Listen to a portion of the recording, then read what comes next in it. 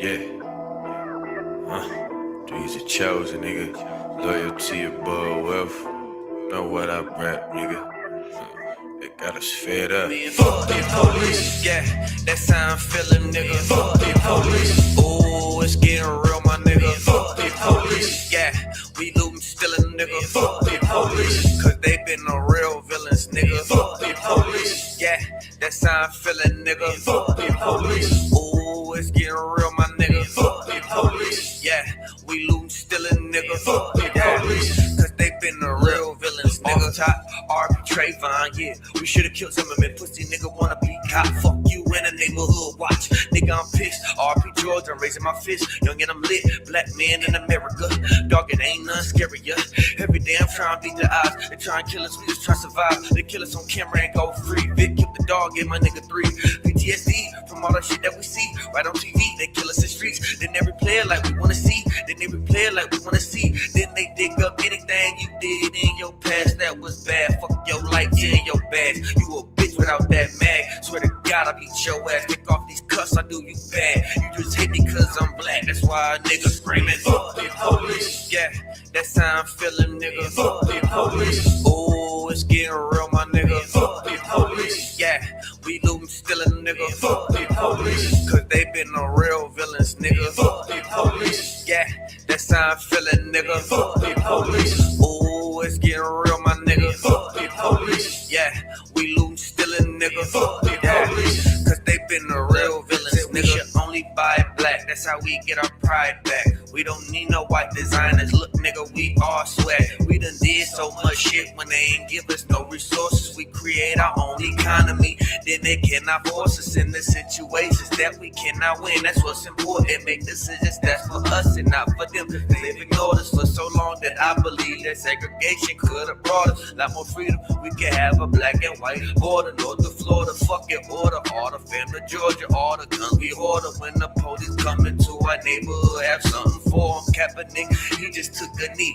NFL to me, nigga, fuck your league, fuck your industry. White is all I see. Scream equality, but don't say seats for me. Damn the USA, how could you hate me? Dog, when you made me, black is all I see. Black is beauty, black is everything. Black is every color mixed into the fucking color scheme. Black the only thing I see when I turn on my TV screen, but then they kill us in the streets and justice we don't never see. Man, fuck the police.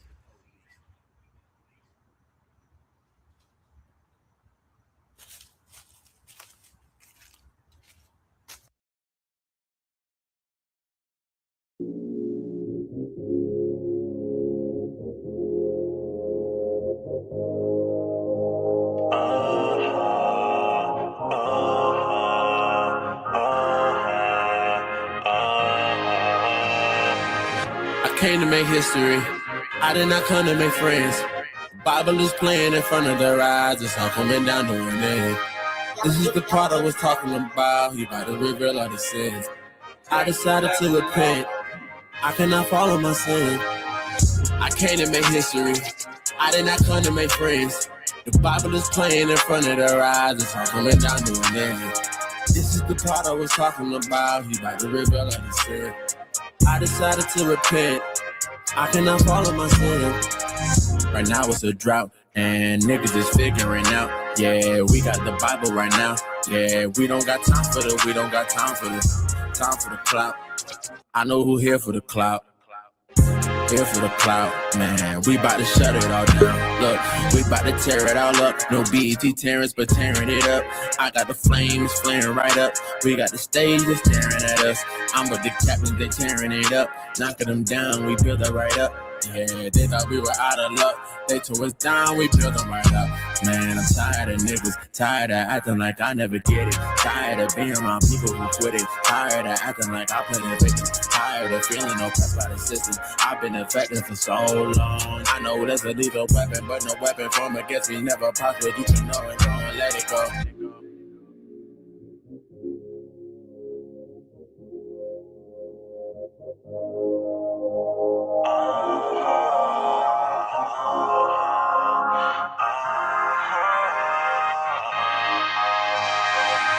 I came to make history. I did not come to make friends. Bible is playing in front of their eyes. It's all coming down to an end. This is the part I was talking about. He about to reveal all his sins. I decided to repent. I cannot follow my sin. I came to make history. I did not come to make friends. The Bible is playing in front of their eyes. It's all coming down to the name. This is the part I was talking about. He about to reveal all his sin. I decided to repent. I cannot follow my sin. I came in the truth and switched up the game. No longer a Christian, I changed my whole name. My parents was looking like, boy, you so crazy. But I heard the word and changed my ways. I aim for the goal, I'm trying to win. You lacking the word, you dying your sins. To be a new man, I had to repent. You playing with God, the pride you in. Yeah, keep it 100, I ain't trying to flex. This walk is hard, but I'm trying my best. Satan be plotting, he ain't for my neck. I must keep fighting, the kingdom is next. Gotta keep the faith, I can't be caught lacking. Gotta endure, this is history in the making. I came to make history. I did not come to make friends. Gotta endure, this is history in the making. I decided to repent. I cannot follow my sin. Gotta endure, this is history in the making.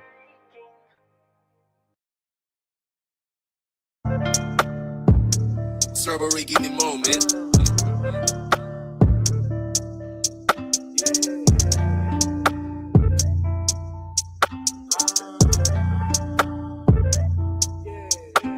Say who gonna end up? Say who gonna end up until the end? Yeah, who gonna end up? Say who gonna end up until the end? I'm patiently waiting. They making allegiance with Satan. The truth is for real, you can't fake it. Keep it humble, you know that they hate it. Say who gonna end up? Say who gonna end up until the end? Yeah, who gonna end up? Say who gonna end up until the end? Yeah, I'm patiently waiting. They making allegiance with Satan. This truth is for real, you can't fake it. Keep it humble, you know that they hate it. This love come with 99 problems, one ain't the mark of the beast. I bro, your blood running all through my veins, they can kill it with a vaccine. I am God's flower, he planted his spirit inside me, I gotta succeed. He watered my spirit with wisdom, his sun shed his light, tell me what do I need? Yeah, tell me what more do I need?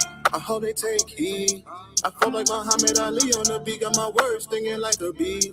I pray you repent for your sins, before you get judged for your evil deeds. Pride and lust are the worst fruits, please don't eat from Satan's tree. That's how we got Adam and Eve. Please don't be deceived. Don't be naive, become as an angel of light, gotta see through the schemes. Ephesians 6 and 14, Bible got the keys, but you gotta read. The most I put these laws in these letters, but that man ain't getting received. They laugh at us like memes when we tell them about prophecies. We searching for God in the wrong places through these evil ideologies.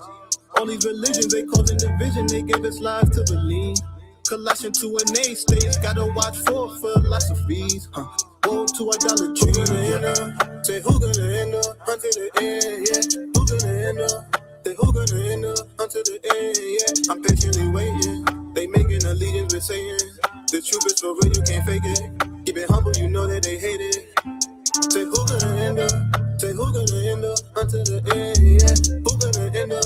Say who gonna end up until the end? Yeah, I'm patiently waiting. They making allegiance with Satan. This truth is for real, you can't fake it. Keep it humble, you know that they hate it. Those who endure to the end, the same shall be saved. Thank God he gave me new life, I was headed to the grave. Didn't believe I could change my condition, but he gave me faith. Even though I fast and pray, Satan throwing obstacles in the way. I jump over them like gays. Resist the devil, he gon' skate. Don't move fast, gotta pace. It's a war, not a race. Repent now, don't wait.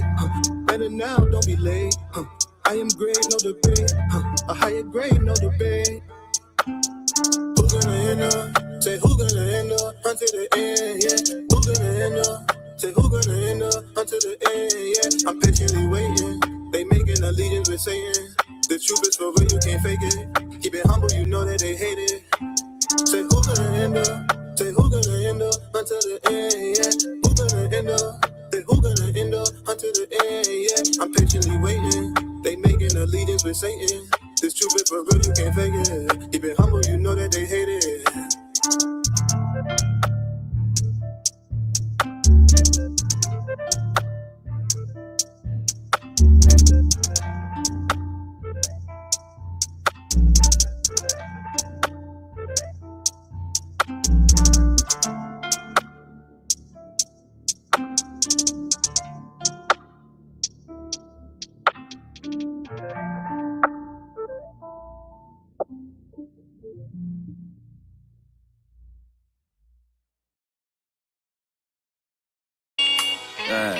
With these scriptures, I'm meek with it.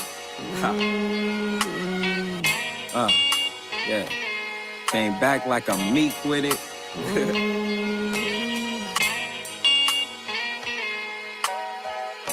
Yeah.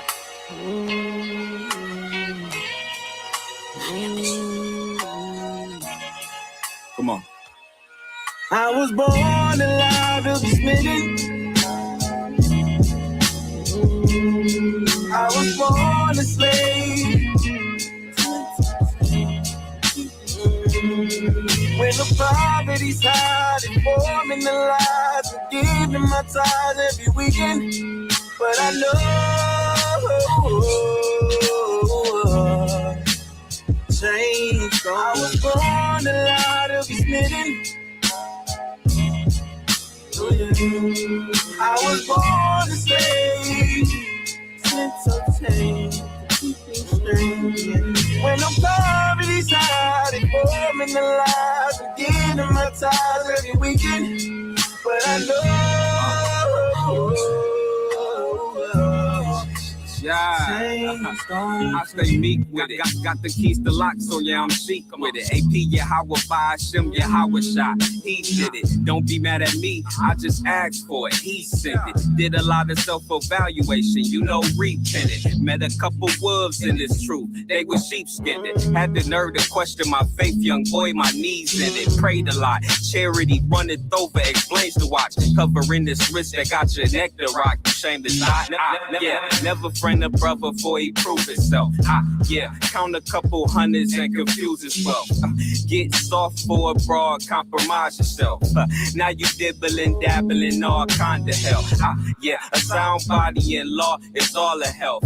You better walk for the Lord and don't play yourself. Yeah, a sound body in law is all a help. You better walk for the Lord and don't play yourself. I was born alive to be smitten. I was born a slave. When the poverty's hard and forming the lies and giving my tithes every weekend. But I know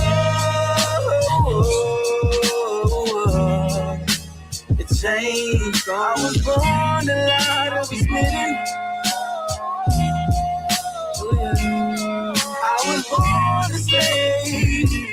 Sense of change to keep me straight. When the poverty's hard and forming the lies and giving my tithes every weekend. But I know change don't come. Yeah, I keep Glock 17, I keep it sanitized. Yeah, pointed at the heathen as I fantasize. Yeah, thinking of my ancestors, I'm traumatized. Yes, I won't let you down and I won't compromise. Yeah, coon ass buffoons, you brothers hypnotized. Yeah, you acting like your colony ain't colonized. Yeah, if he treat you worthless, then that nigga worthless. Baby, you a queen, you ain't that nigga serving. Yeah, riding through the ghetto, I see kings and queens. That won't fight against oppression, it's the strangest thing. Yeah, y'all come down from heaven, we in need of help. Instead of fighting against the enemies, we fight ourselves. Yeah, shout out Kalaka, yeah, that my dog for real. Yeah, they buckler and shield, they hard to kill. When you build your house on sand, it's easily spilled. But when you build upon a rock, that shit get hard to drill. I was born alive to be smitten. I was born a slave. Sense of change to keep me straight. When the poverty's hard and forming the lies and giving my tithes every weekend.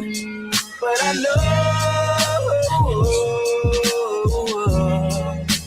it changed. I was born alive to be smitten. I was born a slave.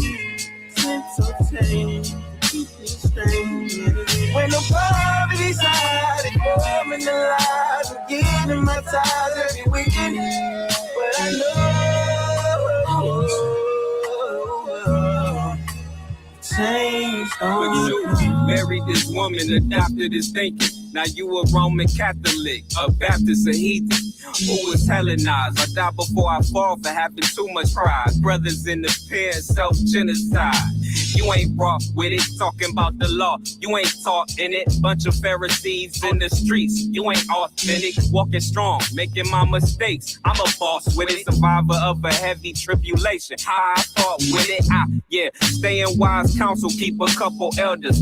Yeah. Sticky situations, they know what to tell you. Yeah. Shasha Allah, like my father, hell yeah. Yeah. What's in your bag? True paraphernalia. It's time my people raise up, want knowledge of self. That Bible collecting of dust, take it off of the shelf.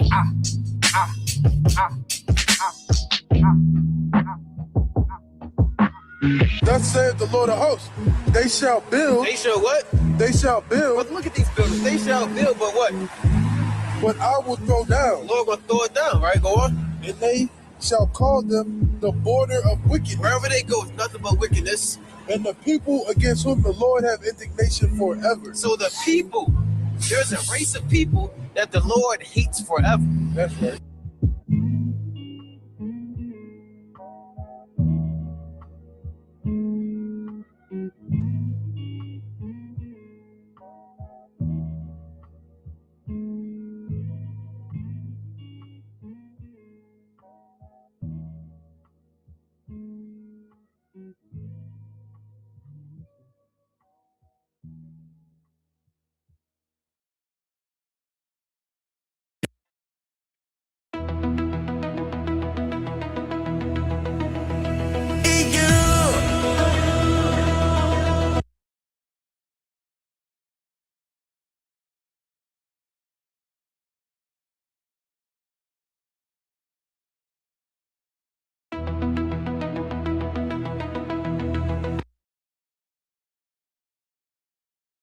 I will punish your heritage for disobedience.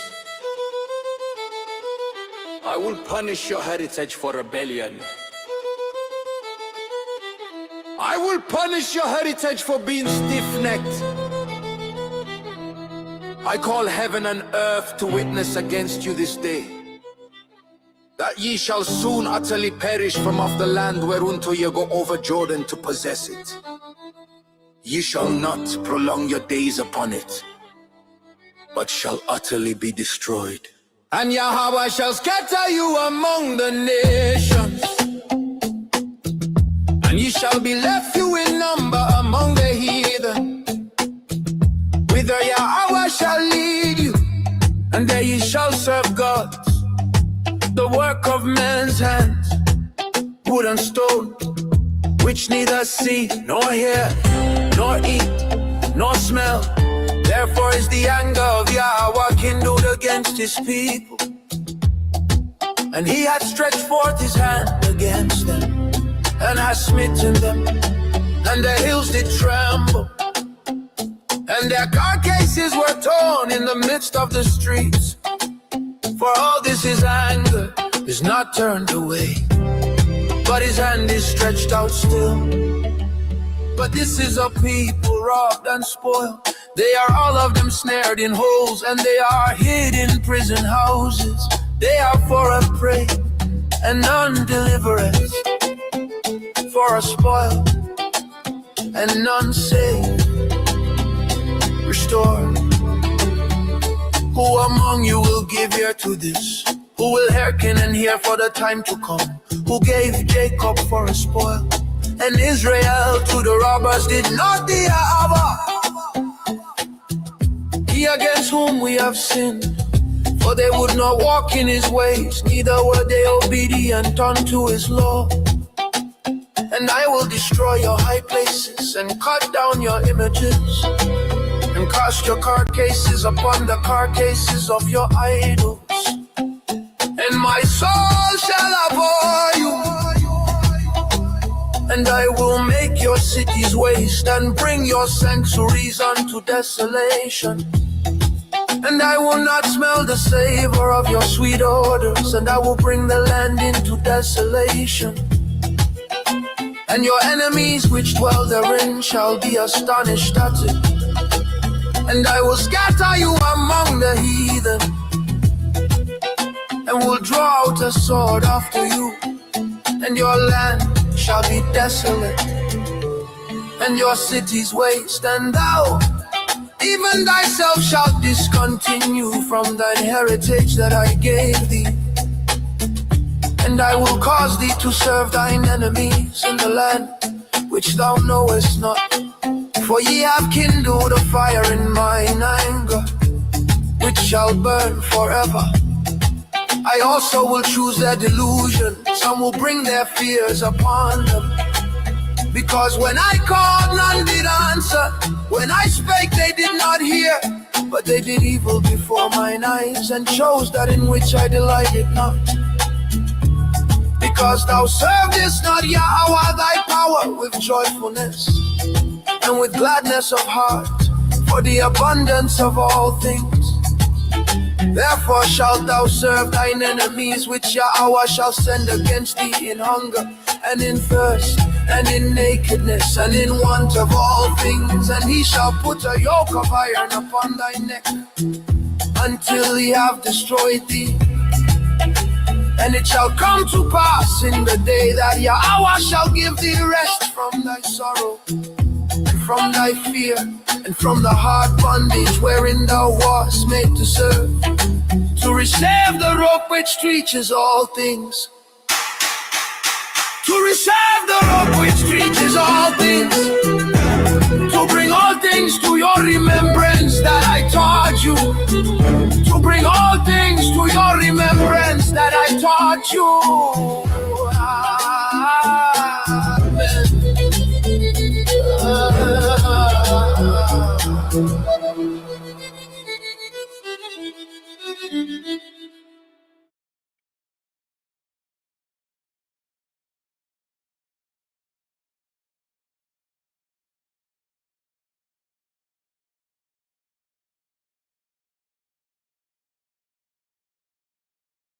Shalom, shalom, shalom. First, giving all honor, glory, and praise to Yahweh Bahashim, Hamashiach Malak Hawashai.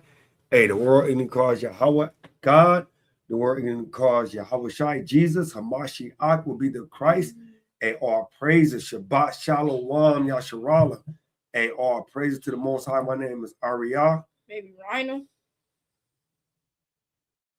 Hey, we got the mighty deacon on the horn, man. Shabbat Shalom, mighty deacon. The deacon in the house, man. Yasharala. Done. Hey, all praises. So I know y'all see the title, current events, right? Because there's been a lot going on. Hey, we've been doing lessons, but hey, we figured this week it'd be time to really find out what's going on, right? I know a lot of people really have been, doing different things on what's been going on, and so we just wanted to kind of chop it in. So we're gonna start with this, bring you back up to speed with the old school. We're gonna show you how we got to this point, right? So we're gonna start off with some old videos, chime in, Deep, if you got anything you want to chime in with and say, hey, just let me know, and I'll pause it up, and you know how we do. All praises, man. With further ado, hey, all praises to the Most High. Hey, he lead this lesson, man. Did something that signed his death warrant. It was not building weapons. It was not threatening his neighbors. He switched Iraq's oil sales from dollars to euros. So I definitely wanted to stop it right there, King. So part one, it said, hey, he got killed, right? But it said it wasn't. Number one, he said it wasn't because he threatened his brother. It wasn't that he did wrong, but he literally wanted to switch the petrodollar over to his own money, which was the ruble or the gold. So I'm going to replay that just so, we can hear that again. In 2000, Saddam Hussein did something that signed his death warrant. It was not building weapons. It was not threatening his neighbors. He switched Iraq's oil sales from dollars to euros. 3 years later, his country was invaded. His government. Hey, and so it's crazy, right? Because it said 3 years later, his country was invaded. Right now, I got homeboys that actually served on that tour, right? So you had the Iraqi war and the Kuwait war. It was back to back, and then after that, they had no, they had the Kuwait. They had the let me get it right. So they had the Kuwait war, which is them, right? And then after that, they had the Iraqi, and then they had Bin Laden. So I can't remember if Bin Laden, Iraqi, the same thing, but they had Bin Laden right after this, right? But my boy served on both of them tours. It was like a 6 to 8 year war effort, right? So I just say that to say this, like when they went over to the tour and they were literally breaking it down to me after they got back from war, they were literally saying that, hey, you know, they couldn't say nothing why they were actually signed to the army. But after they got back, of course, you know, it don't matter. They were like literally that they didn't know why they was over there. And they was telling them that they was over there for weapons of mass destruction. But when they got over there, they literally found no weapons of mass destruction. So that's why when it just said that he didn't get in trouble for weapons of mass destruction, nor murdering or anything like that, I know for that to be a fact. You know what I'm saying? So, but that's what they'll tell us in the propaganda is that, hey, we're over here for this, we're over here for that. In actuality, they got an ulterior motive, right? But you got anything you want to add to that, King? All right, Con. So I'm gonna let it roll now. Government was destroyed, and the very first thing the American-backed government did before rebuilding schools, before restoring electricity, was switch Iraq's oil sales back to dollars. 9 years after that, Muammar Gaddafi. Hey, you see that though? It said, look, before they even gave them power back on, before they even finished rebuilding the country, he said they switched it back to the petrodollar. Right? So real quick, let's get a quick scripture, man. Right? Because hey, that's what they do, man. I want to say Psalms 49 and verse 1. Let me see.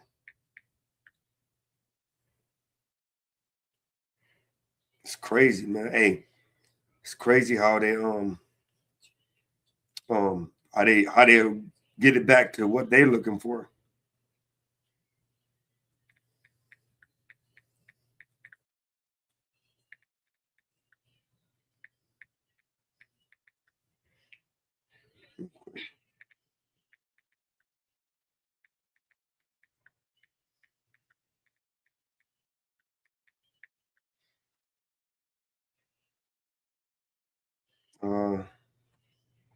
Yep. Go ahead. Go to 49 and 1. Start off 49 and 1. This is Psalm chapter 49 and verse 1, and it reads, to the chief musician, a psalm for the sons of Korah. Hear this, all ye people. Give ear, all ye inhabitants of the world, both low and high, rich and poor. Go ahead. Together. My mouth shall speak of wisdom, and the meditation of my heart shall be of understanding. So he said he's finna give you a little gem, man. He's finna give you a little wisdom and knowledge on what this earth is about. So now you understand that. Go to verse number 6. Come. 6. They that trust in their wealth. So whoever these people are, they trust in their wealth. Go ahead. And boast themselves in the multitudes of their riches. Now, verse number 11. Right. So whoever these people are, they boast of their wealth, and they what it says, and it says, and they boast themselves. He said they trust in their wealth and boast themselves in the multitude of their riches. Now go to verse 11. 11. Their inward thought is that their house shall continue forever, and their dwelling place to all generations. They call their lands after their own names. And I said, so hey, so wherever these people are, they boast in their wealth, hey, and they trust in their wealth, and they boast in themselves, man. Right? And he said, and they call their lands after their own names, and we know who these people are. You know, these are the people that rule things, man. So you got anything you want to add to that, King? Yeah, and it's the ones that's going against the Most High God. You know, just you got to be. We have to be aware of who we dealing with. You know, in these last days, and a lot of, like you said earlier, King. A lot of people don't even know who they are still, and even our opponents. Who's the enemy? There's two sides to everything, right, King? There's a balance, right? So Yeah, that's why we're doing a history lesson right now to further store you history that lines up with the Bible. And yeah. And it's crazy because, like he said, look, America, right? Which we know America was named after, the map maker Amerigo Vespucci, right? So it's crazy that he said, look, they came over, invaded them, and they said the reason why they invaded Kuwait, right? Afghanistan, was because they said they had weapons of mass destruction, but they literally just told you that he didn't have any weapons of mass destruction, right? That they came over there really for another agenda. And he said before they even turned on the lights, the power, or they even helped build him back up with Taiwan, it said literally they put back in the power that they had to sell their oil back in petrodollar. See that? That's crazy, bro. People didn't even have power, King, but yet you got to make sure we get this back in order. And that even goes back, not to get too far off track, but that even goes back to Hurricane Katrina. Yeah. Yup. How that was orchestrated, right? Remember? Yeah. And then ever since, even like, I'm gonna ask you this, King, real quick. Was that like the first major one? Because we had storms before that. Yep. Was it like, how like every year now we get a new storm that they name after, you know what I'm saying? And I think Katrina was the first one that was all right, it was to the world, like everybody knew about it, especially the ones that been in the United States. You know what I'm saying? So like I understand what you're saying. Yeah, and it was crazy because the point I was making with that Katrina is I got homeboys that live in Louisiana, and they told me the same thing. They said it's still right now, there's places down there in Louisiana that's still flooded in the Ninth Ward, right? But literally, as soon as Hurricane Katrina happened, bro, they had the business district up. The New Orleans Saints was playing football like a week or two after Katrina, bro. Right, I remember that. Brand new dang football field and everything, bro. I definitely remember that, King. You're absolutely right. Bring out that Psalms 49 and 6 again. That's crazy, man. This is Psalms chapter 49, verse 6, and it reads, they that trust in their wealth. He said what? They that trust in their wealth. So they trust in their wealth, right? Because they had to get that revenue back up. It's like they had to switch back over to the petrodollar to get that money revelating back in. Hey, they got the football district and the New Orleans. What was that basketball team name? The Pelicans, not the Pelicans. They got that back up quick, bro. They was back up rolling. Right. They couldn't lose that money, man. Right. Read verse 6 again. They that trust in their wealth. Because they trust in their wealth, what they do? And boast themselves in the multitude of their riches. Hey, in the multitude of their riches, man. So they had to do it, King. They had to do it. They only trust in the multitude of their riches, King. You're absolutely right, bro. I yield. He tried something even bolder. He did not just want to sell oil in a different currency. He wanted to create a brand new one, a gold-backed African currency that would free the entire continent from Western financial control. NATO bombed his country into rubble. He was hunted down and killed in the street. And today, right? Hey, you see that though? They said they literally hunted Gaddafi down and killed him in the street, bro. Just because he wanted to change the money from the petrodollar to the gold standard over there. Right. Hey, yo, anything, if you're in front of the agenda, if you're in front of them, they're going to take you out one way or another. And they will not cease until they do. You know what I'm saying? So. And that's madness, though. And the thing of it is, though, let you go shoot somebody trying to break in your house. You possibly get put on a death trial, man. That's right, King. That's right. But yeah, they're going and taking presidents, King. Man. Crazy, bro. That's crazy, King.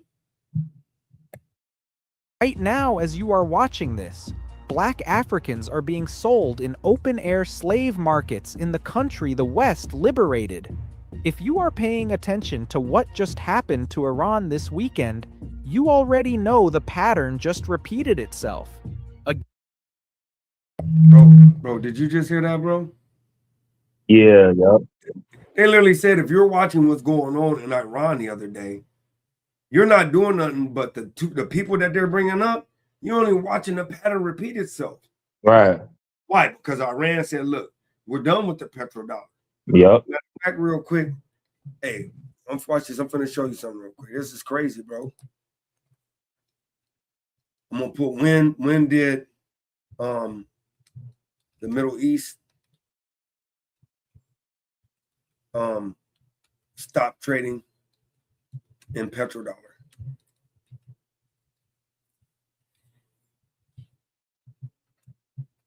Watch this. In a significant geopolitical shift, Saudi Arabia has decided to terminate the 50-year-old petrodollar agreement with the United States. According to media reports, the deal signed on June 8th, 1974, expired on June 9th, and the Middle East country has now decided not to renew it, brother. So everything we seeing, this is just stuff that our people have not been paying attention to. See, and that's why now you're wondering why America had been trying to go against Saudi, trying to go against all the Arabic nations, because, brother, they're going away from that dollar. Those that trust in their wealth, they upset, bro. They're like, oh, because it costs people to actually use the American dollar. If you're using an American dollar, it's like you're giving tribute to America. So right. you got something to add to that. That's madness, bro. Right. And then, they completely cut all ties with America. You know what I mean? Like you said, they don't want to deal with, the beast anymore, man. She been mingling and dabbling and conquering for so long, and now her era is up. Man, it's up now. And you going for a king, right? And it's like your old girlfriend, right? Yeah. Say that old girlfriend, she don't want to hear that she ain't the new one no more. Right. She don't want to hear that it's over for thou. Right. You know what I'm saying? Hey, she want to still be the girl. That's right, King. That's right. Hey, that's why the Most High called her, what he called her. Right. Yep. Man. Yep. She been dibbling and dabbling with every nation. Every nation. Nobody's scared of the whore no more, man. Right. That's right, Big Bad Wolf, you're not so big and bad no more. Hey, King, everybody got hypersonic missiles. Everybody got hypersonic. Everybody got nuclear bombs. Yeah, while America was just like, doing its thing and being wicked, the other enemies had plans on their own. They had their own secret agendas. You know what I mean? So a point in time was a time, and it was all done by the Most High. It was all done by the Most High. So yeah. Hey, I'm finna get some more in it, but hey, I'm telling you, man. Hey, the information we bring out, we pray that it give people some more understanding, because we love to do the lessons, but every now and then we gotta let y'all know what's going on too, and why what's going on, because it may look on the surface like, oh, it's just another war, or they ain't getting along, but literally a lot of these wars ain't stemming from like the last couple of years. Like this one said that, hey, in 1979 that deal went bad. They didn't re-sign the new deal, bro. Right. So from 79 on, bro, they ain't been with the petrodollar no more. Yep. So that's almost 50 years ago. That deal been no good. Because it's 2026, and they said 79, so that's like 47 years ago. Right. 6 years ago, that deal been no good. Poof. So that's crazy, bro. So yeah, so I'm gonna go ahead and roll it again and go from there for a minute. Again, if you are new here, subscribe to Black Culture Unlocked right now, because what you are about to hear connects every single one of these wars to the same thing, and it is not what they told you on the news. Hey, did you hear that though? I'm gonna rewind that though. Yeah. I'm gonna rewind that. Let me see if that's Elder came in. Oh yeah, Elder came in. Hey, Shalom, Elder. Hey, Shalom. Hey, y'all about Shabrakatah. How about y'all Shabrakatah? Hey man, I don't know if you've been seeing what we've been rolling, man. I just got I was on, but my rep called me. I'm on now. Hey, bro. I was listening to that beautiful music. Huh? And all praises to the Most High. Hey, look, so we going over, right? So we going over before we get to the main portion of it. We going over like what's really been going on, right? And so this is what Gaddafi, Saddam, and Iranian leaders all did the same thing, right? And they're going into that it's not what it seems. Everybody that got killed, Gaddafi and Saddam, is because they were trying to actually change how they dealt with their oil, how they were selling their oil. They were going away from the petrodollar and actually was going with gold or was going with some other form of money, ruble or whatever it may be, right? So right now, I'm gonna rewind it a little bit so you can just see a little bit of what we were just listening to.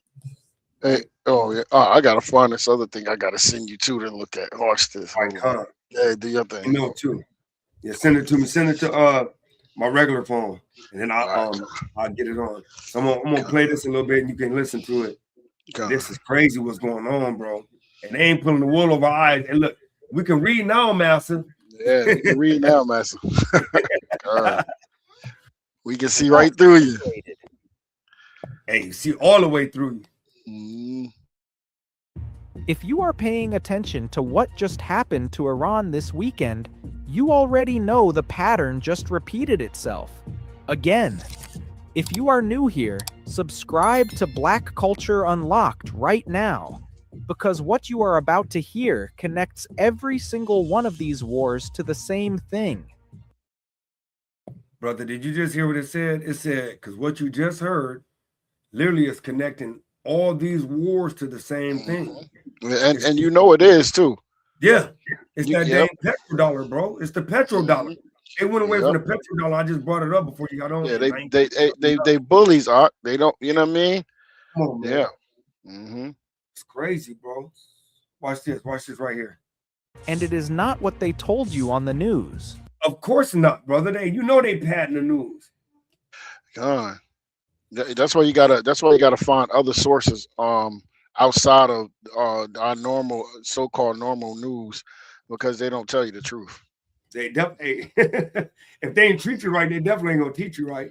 That's about right. I mean, we're commanded, we're watchmen. That's what watchmen do.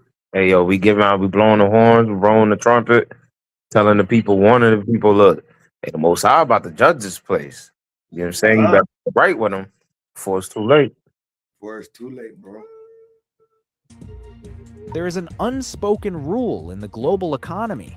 You can run your country however you want. You can be a dictator. You can crush protests. You can starve your people. As long as you sell your oil in American dollars. It said you can do whatever you want. You can kill your people, right?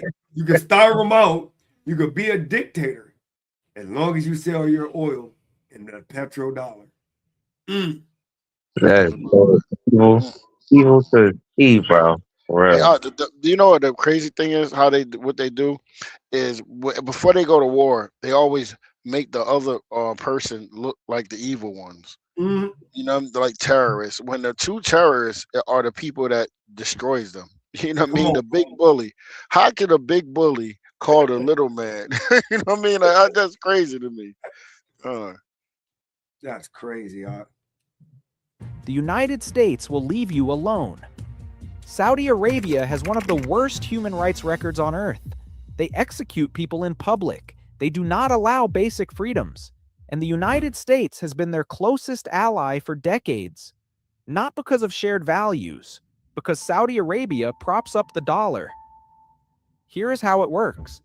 After 1971, when the United States pulled the dollar off the gold standard, American money was no longer backed by anything physical. So the United States government made a deal. Oil-producing nations would sell their oil exclusively in United States dollars. In return, they would get American military protection and access to the global financial system. This is what is known as the petrodollar. It is the single most important economic arrangement in the modern world. As long as every country on Earth needs dollars to buy oil, there will always be demand for dollars. That demand is what keeps the American economy afloat. That demand is what allows the United States to print trillions without the currency collapsing. Break that arrangement, and you become an enemy of the state overnight. Hey, you heard what they said though? They said, "Hey, you break that arrangement." Hey, break that arrangement if you want to. Yeah, break that arrangement, and the big bully is gonna come get you. This is much needed, King. This is much concerned, bro. This is crazy, and make you look like the wicked one. Damn. Right, I mean, right. they wicked anyway. They do that to us though. You see how they set us up, and you know, with they set our environment up for destruction, and that that cause us to hate each other and fight and kill each other. They set our music up that way and everything else, right? And then when we have to do it to make money, when people do it to make money, I don't know about have to. When they do it to make money, then they look at you as the evil one and then call you evil. When see that's the puppet master, you know what I mean? Hey, the people that got the strings, they got the strings, and you just do, you know what I mean? You just doing what they want you to do, you know. But they're not seen as the evil ones because they're hidden in plain sight, right? But yeah, they do that all the time. They did that with the natives. Then they call them savages. We had to get them because they're savages. Right. You know what I'm saying? Hey, yo, Aria and the Elder, man, and they gonna try to finish us off with AI, bro. Oh, you know what I mean? If they took the pictures of our prophets and changed the color of their images, why would they not do that? Try to do that again, bro? But they got the power to do now, King. Okay. No, I was saying he required that or you know what I'm saying? Like whatever what's happened in the past is gonna happen again today. You know what I'm saying? It's just AI is that technology where you could make us look bad, right? Make sure we look like the bad guys. That we the terrorists, like you said, and everybody gonna believe that. You know what I'm saying? Yeah.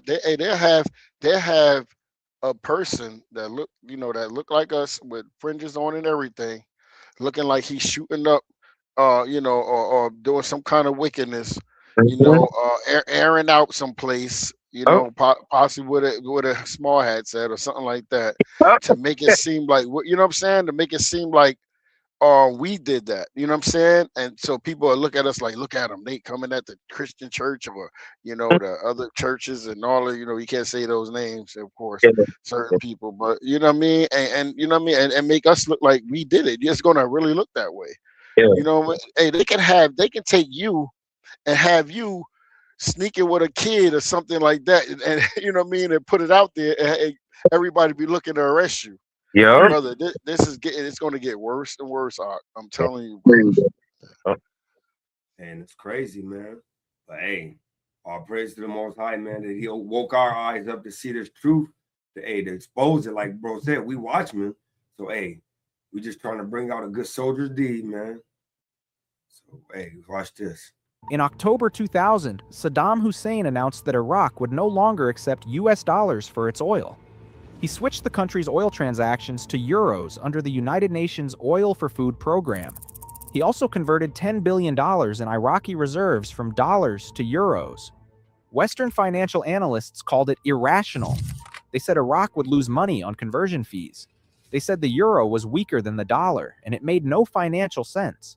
But Saddam wasn't making a financial decision. He was making a political one. You see that? Hey. He literally was letting them know, like, we don't care about the money. We don't care about losing the money, that like you saying. We're making a stance that, hey, we don't care about the big bad wolf no more. And he kind of was the start, but that's why they killed him too, though. Exactly. They're not scared of him. Hey, man, these jokers sitting missiles in bunkers. You know what I'm saying? Yeah. They got bunker busters, man, and go into bunkers and kill their elites. You know what I'm saying? Hey, man, listen, man, they're a whole different type of demon, bro. Yeah, bro. Crazy. But ultimately, it's the Most High that, it's time. Every one of them deserve judgment anyway. So, let them do their thing. We're just sitting around eating popcorn, man. You know what I mean? And reading the script, Hey, we sitting around watching. I want the nation to understand what's going on. I want the world to understand what's going on with the Israelites. That's in the spirit. We're sitting down, eating popcorn, right? Reading prophecy, laughing and smiling, and cheering on the Most High. That's what we're doing right now, Literally, right? Because literally. we know that our salvation is drawing nigh. Come on. All praises to the Most High, man. So we're not scared. We're excited that the Excited. Most High prophecies are so beautiful. And I yield. Hey, and Elder, last time I checked, you also sauteing vegetables with anointing Christian oil, right? That's right, God. God, I got a nice sear on vegetables with that oil, right? Because that oil ain't gonna do nothing but make your forehead shiny. You know what I mean? Oh man, God. You're gonna be a shiny forehead wicked Negro if it don't work, work through the spirit, right? Oh, That's man. right. God. World, And it saute real nicely too, by the way. God, it's so hungry. does not have to bow to the dollar, and he was right at first. The euro rose in value, and Iraq actually made money on the switch. In 2003, the United States invaded Iraq. The stated reasons were weapons of mass destruction and links to terrorism. Hey, you see that though? You see that though? They had to tell you something that you would believe in. It wasn't that the money, switching the petrodollar. No, they invaded them. Weapons of mass. I'm gonna replay that. Watch this. Iraq actually made money on the switch. In 2003, the United States invaded Iraq. The stated reasons were weapons of mass destruction and links to terrorism. Both turned out to be false. No weapons Brother, I'm gonna play a little bit more. Were ever found. No links were ever proven. The entire justification was manufactured. Come on, brother. What y'all think about that? Right. I mean, just like everything they do, you know what I mean? Everything is manufactured. Manufactured. You know, they make their own prophecies, don't they? Yeah, the tyrant, a prisoner, and all that, bro. Come on, man. You want a tyrant? You just got mad because he stood up to y'all. Yeah, and then they call him a tyrant. See how Esau do? Yep. Esau. Listen, what about what you did to people? That was a long time ago. You talking about it was a long time ago. Exactly. That was a long time ago. Come on, man. Exactly. Even though they're still oppressing the so-called black man, Hispanic man. That was a long time ago. You talking about? Is you talking about, bro, when they killed Trayvon Martin? That was a long time ago. That was a long time ago. You see that? And George Floyd neck. That was a long time ago. Shut up, Elder. You can't bring that up. And you know what's so crazy? Our people be like, "Yeah, man, you going back to?" I mean, that was a long time ago. Long time ago. You talking about when they kicked Sandra Bland Durant? But that was a long time. That was a long time ago. Come on. The problem is, you only see what they allow you to see. This stuff is happening every few seconds. Come on, to bro. our people, right?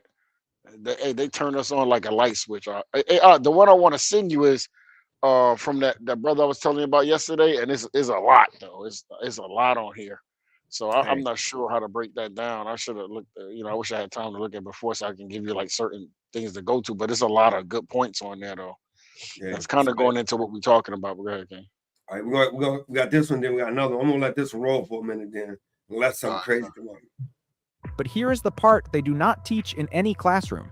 After Saddam was removed, the new government, backed by the United States, quietly converted Iraq's oil sales back to dollars. You see that though? I had to stop it. I couldn't go. He said, you see, as soon as they killed him, the person, they didn't say the person that they voted as the new dictator or president or authoritative figure, right? They said the new person America put in office switched it back over to the petrodollar. Hey, please rewind that too. Come on, come on, you gotta listen to what. Hey, America, boy, they slick now. Well, try to be anyway. Try to be anyway. And links to terrorism. Both turned out to be false. No weapons were ever found. No links were ever proven. The entire justification was manufactured. But here is the part they do not teach in any classroom. After Saddam was removed, the new government, backed by the United States, quietly converted Iraq's oil sales back to dollars. No announcement, no press conference, It just happened. The war cost over 1 million Iraqi lives. It destabilized the entire Middle East. It created. Hold up, bro. Don't that kind of remind you of the slave trade, brother? Damn. Yeah, bro. But they ain't the bad guy though. They killed over 1 million Iraqis, but they ain't the bad guy. Nobody ever talk about that number either. Over 1 million, brother. I didn't even know that number. Yeah. Over 1 million Iraqis died, bro. Hey, listen. You say Iraqis and stuff like that. 1 million died. I guarantee you they're not going to. I mean, on the live, I guarantee you they're not going to stop this video, but say something about the other people. Yeah. And see what happens. Hey, but you know what though? I ain't gonna say no names because I don't want no flag to go on. But you know, they said there was 1 million of other people that died in concentrations. Yeah. And guess what? I'm saying it was a big deal. But what about the Iraqi lives? They don't matter. Right. Yep. I just want to say that I don't want to get flags. I'm gonna shut up and keep going. Created the conditions for the rise of ISIS, and when it was over, the dollar was back in charge. Mission accomplished. If you've been watching the news this weekend and wondering what's really going on, this is it. Hit that like button and subscribe because the pattern doesn't stop with Iraq, Gaddafi, and the gold dinar. Now, here's where it gets personal for every black person watching this. In 2009, Muammar Gaddafi, who was chair of the African Union at the time, proposed something that terrified every Western financial institution on the planet. He wanted to create a unified African currency backed by gold. He called it the gold dinar. The plan was radical and it was specific. African and Muslim nations would sell oil and natural resources only for gold dinars, not dollars, not euros. Gold. Libya alone held 143 tons of gold reserves to back it. Countries like Nigeria, Tunisia, Egypt, and Angola were ready to join. Think about what that would have meant. Africa holds 30% of the world's mineral resources.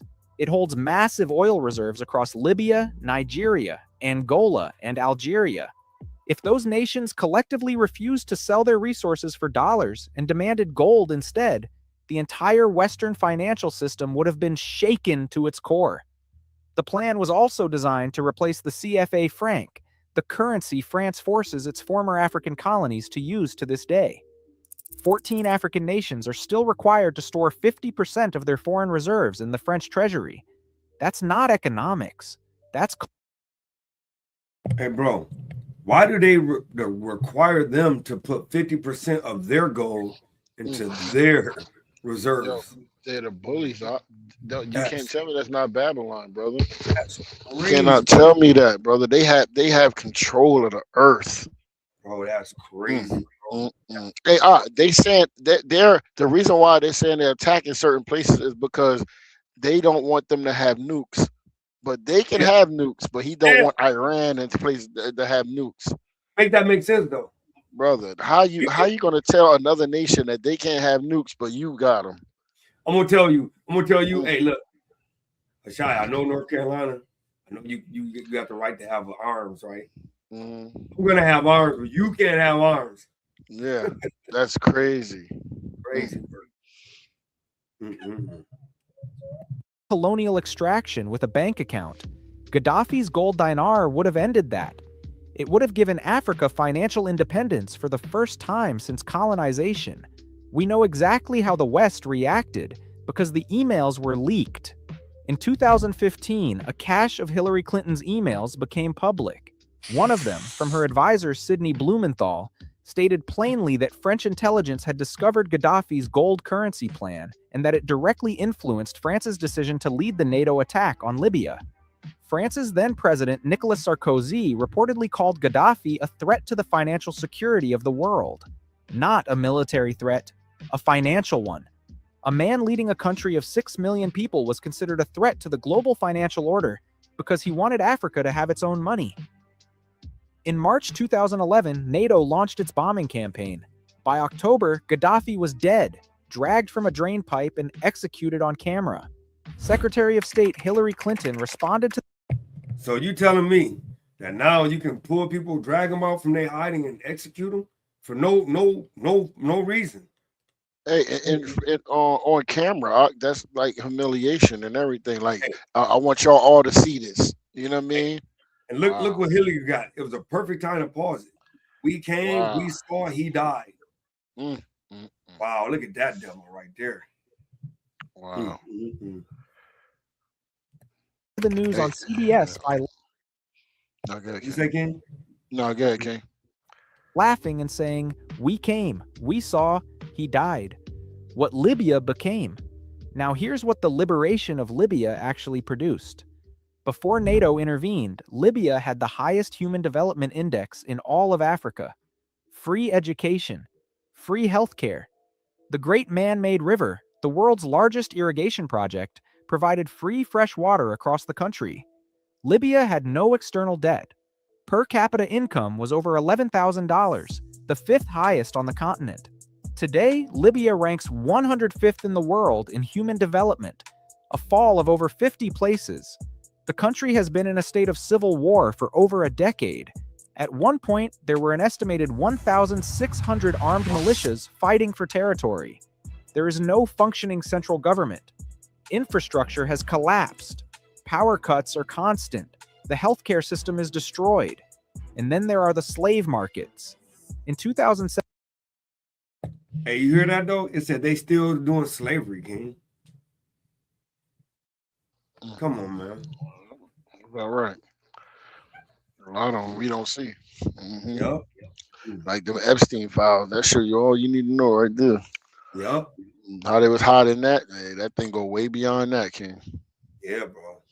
Mm-mm-mm. 2017, CNN sent an undercover team to Libya and documented something the world had not seen in centuries. Open-air auctions where black African migrants were being sold as slaves. A man on camera auctioned off human beings, calling them merchandise.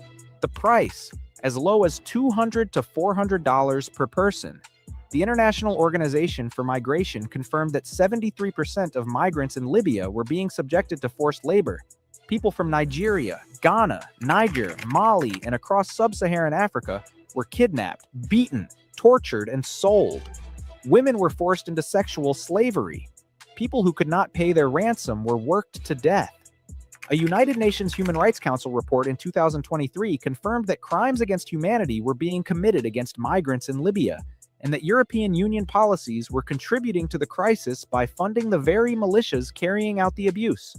This is what happened when the West liberated Libya from the man who wanted to free Africa from the dollar.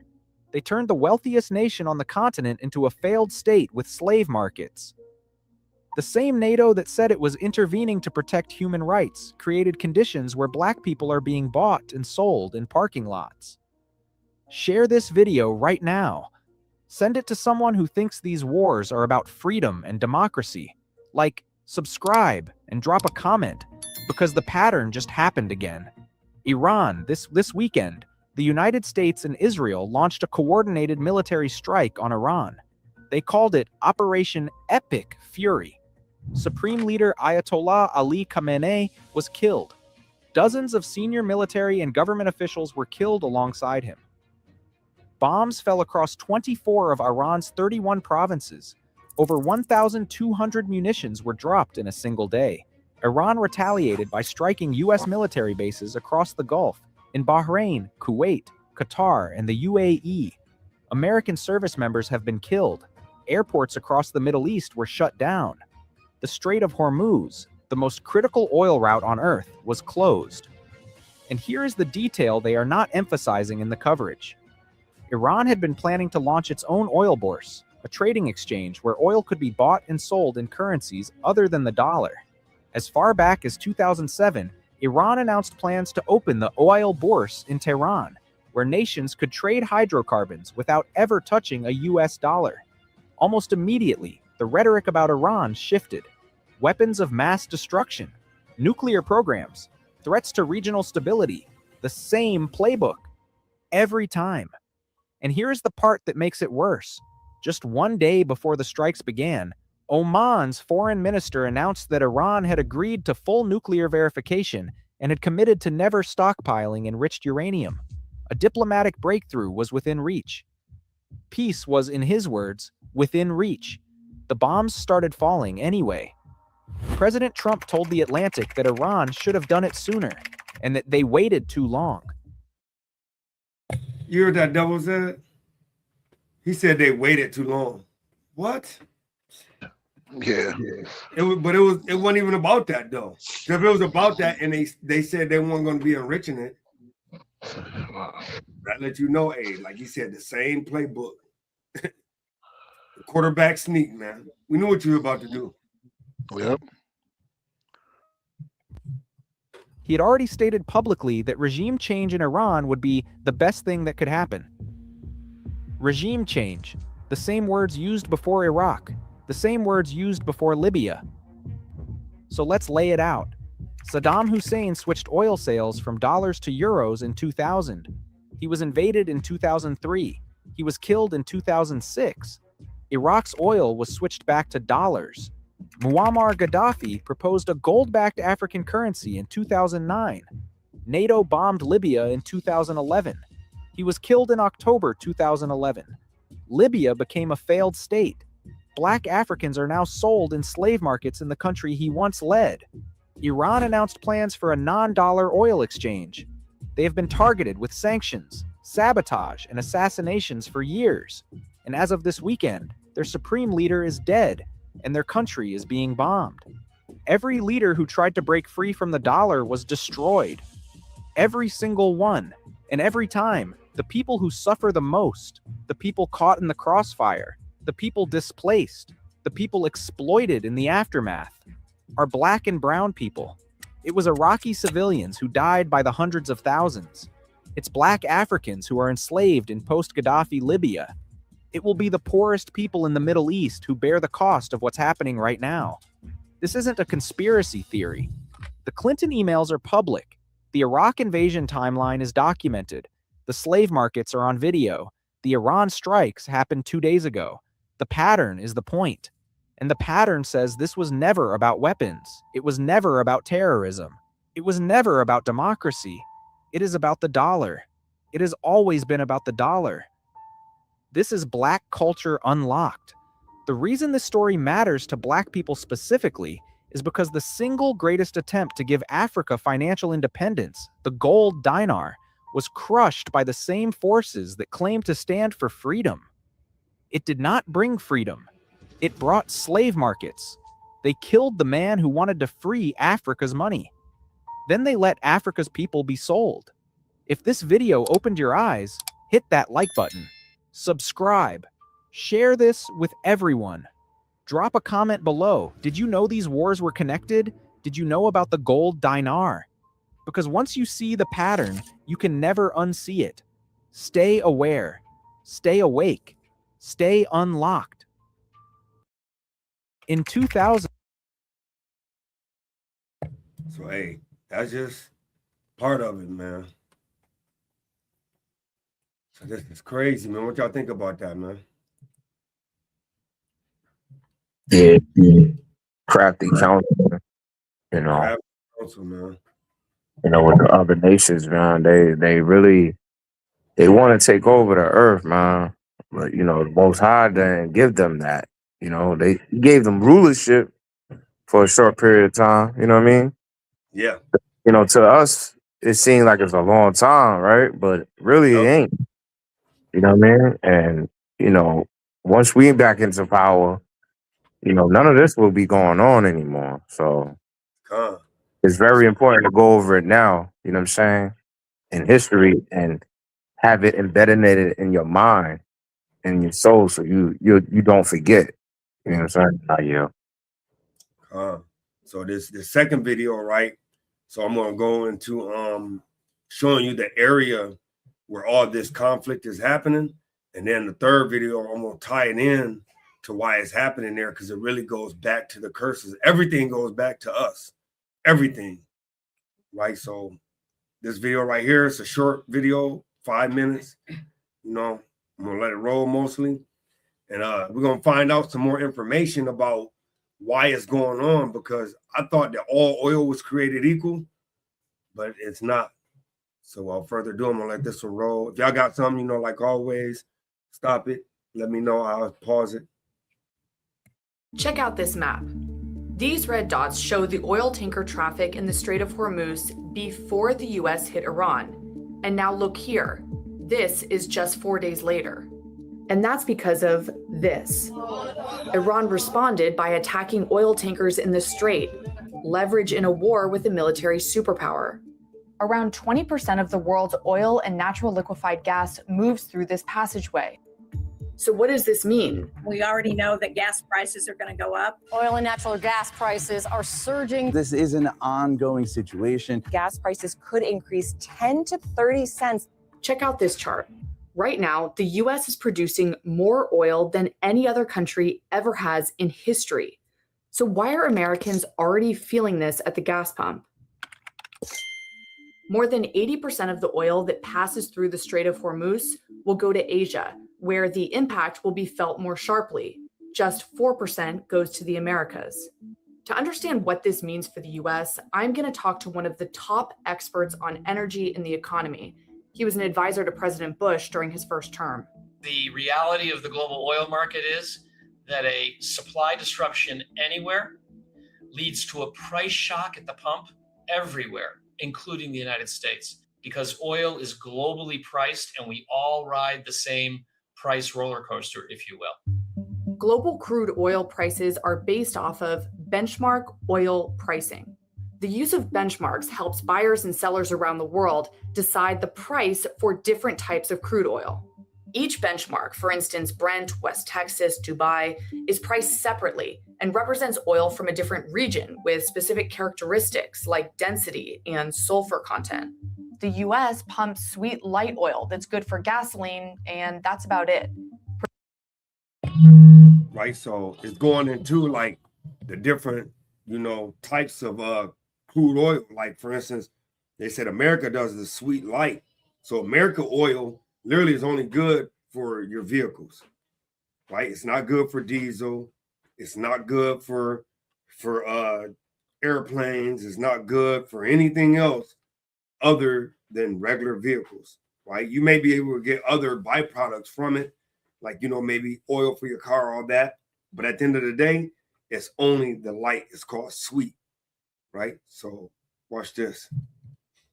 Producers in the Middle East mostly pump heavy sour oil, good for asphalt, jet fuel, and diesel. U.S. refiners like to use the type of oil that's produced in the Middle East, also Venezuela and Mexico. The U.S. mostly gets this kind of oil from Canada and Mexico. Venezuela's infrastructure is degraded, and the U.S. banned imports from Russia. The other source is the Middle East. The key thing to remember, though, is what we got to remember too. So now when everybody try to figure out like, why did America really go to Venezuela? Because we know it's always an underlying situation going on. What the underlying situation was, Venezuela got that same sour crude oil like the Middle East. But the only catch is, real quick, because we was looking it up right earlier today. How many years do it take to construct a large oil refinery, right? So I'm gonna go to the Copilot, because the Copilot gives you the accurate, because that one said 5 to 7, but the Copilot is gonna give you the real deal, right? So it says a large modern oil refinery typically takes 5 to 7 years from initial concept to full operation, with some mega projects stretching closer to 8 to 10. So the more realistic time frame would be 8 to 10 years, because 5 to 7 would be if there was no hiccups, the land was exactly the way they planned it, the drilling, the foundation, the equipment, they're getting everything on schedule. 5 to 7. Now we know life be lifing, so it's more like 8 to 10. It says depending on scale, permitting, and geopolitical or supply chain conditions. So that's saying like they're getting the metal they need, they're getting the pumps they need, they're getting everything they need. They done did all of their mapping out, and they did their blueprints properly. It says the timeline is long because refineries are among the most complex industrial facilities in the world, requiring extensive engineering, environmental review, and phase construction. So, they even got to tell, like, excuse me, if like the soil shifts, like they got to know that, because that stuff is heavy, man. Like, it ain't just like putting up a house or putting up a shed. You're talking about a mega structure, right? So, anybody got anything else they want to add to that?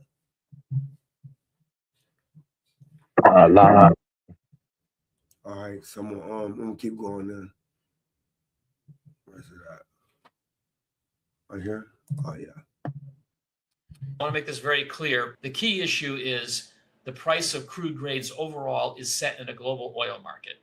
And even when the Middle Eastern oils are disrupted, prices of all oils go up. A lot of Americans are wondering, how bad could this get? And it kind of depends. This isn't the first time there have been disruptions in the Strait. In the 1980s, during the tanker war, Iran and Iraq struck ships in the Strait, but the flow of oil didn't stop because their attacks were limited, and the US military escorted tankers through the Strait. But in 1979, during the Iranian Revolution and Iran-Iraq War a year later, oil infrastructure was bombed, impacting production and causing a drop in the global oil supply. During this time period, gas prices in the US more than doubled. That supply loss caused a huge oil price spike that we remember today. Jimmy Carter with the sweaters and the gas lines and so forth. One of the main differences today is that the US is producing far more oil, which could help absorb the shock felt in the 1970s and 80s. Do you think the economic crisis that we could be facing could be on par with what happened in the late 70s, early 80s with the Iranian Revolution and the Iran-Iraq conflict? Yes, we could see similar price impacts and economic impacts if there is a prolonged disruption in Strait of Hormuz energy flows. How could people be personally impacted by this disruption to the energy supply? So consumers are impacted because it's like a huge sudden tax increase.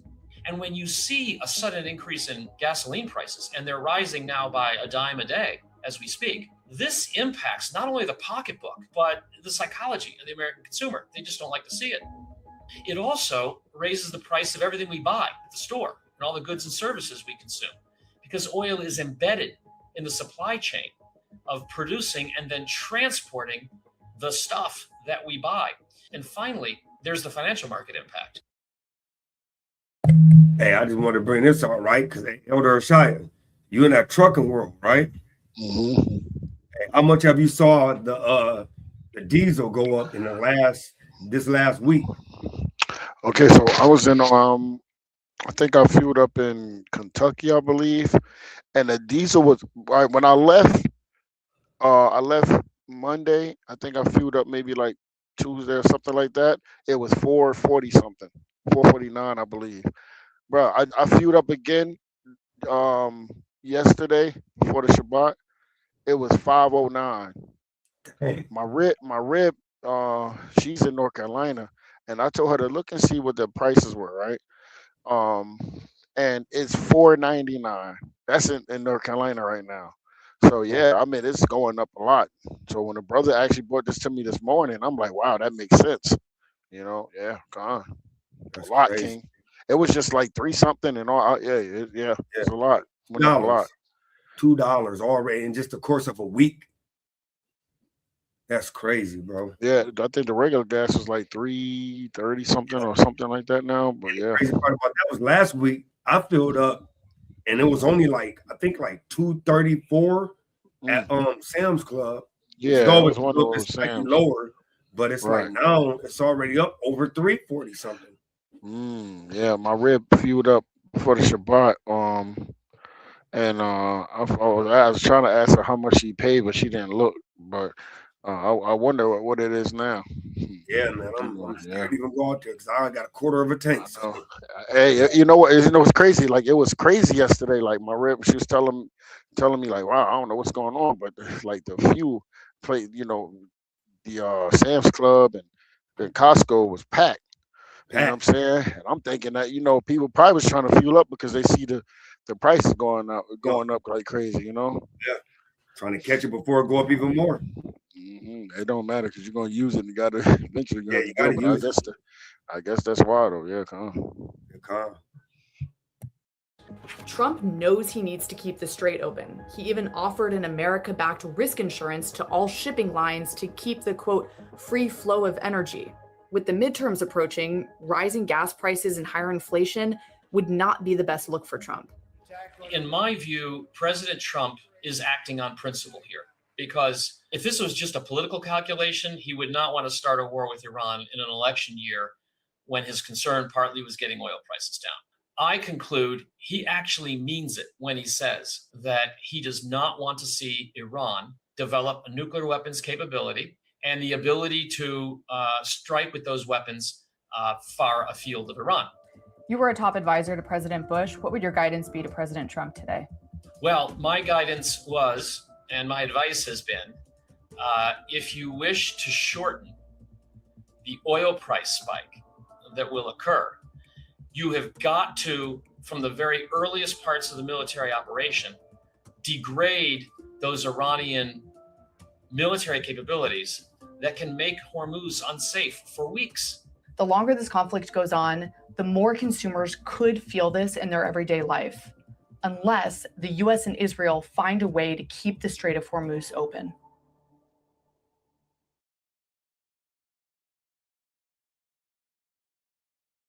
Yeah, so that's crazy, bro. So that's that one. So now, my last one, right? Because everything goes back to the on February 28th, right? So this is the area. So we saw the area where the strait is, but now I'm going to show you a little bit more history. And this is my last video about why it's happening there, right? Let me close some of these windows.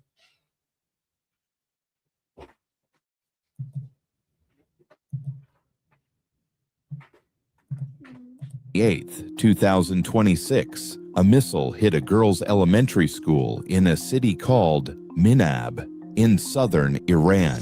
165 people were killed. Most of them were little girls between 7 and 12 years old. The school was in a province called Hormozgan, a region most people have never heard of. But here is what nobody... And I just wanted to, stop it right there real quick, because you notice that area was that same strait, right? That was that same strait area where they said that all the traffic slowed down in. So I just want to bring that out. So this is the area we're talking about right here in the strait where the bombs was dropping and everything. So here we go. And most people have never heard of, but here is what nobody is telling you about Hormozgan. It is the heartland of one of the most hidden Black communities on Earth, a community that has been there for centuries, a community that most people, including most Iranians, do not even know exists. There are Black people in Iran, hundreds of thousands of them. They were brought there through a 1,000-year slave trade, a slave trade. So that was the first part I want to bring out, right? So it says they're brought there through 1,000 years of slavery. So if a lot of people don't know about the Indian Ocean slave trade, I know a lot of our people know about the actual Silk Road slave trade. Maybe that was up to Asia, right through the Middle East.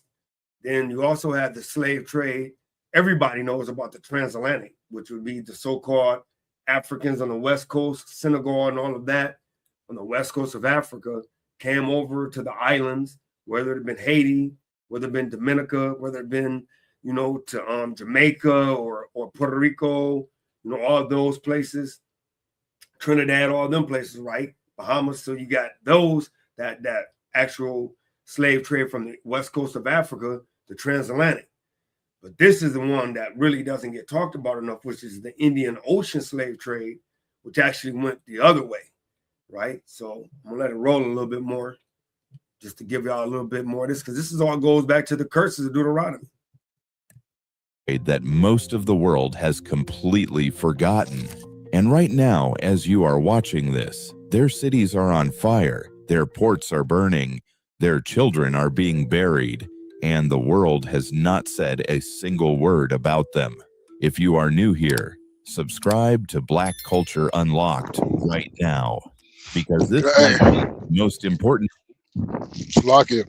And you know, another reason why you don't hear about it, because then it'd be too familiar to people.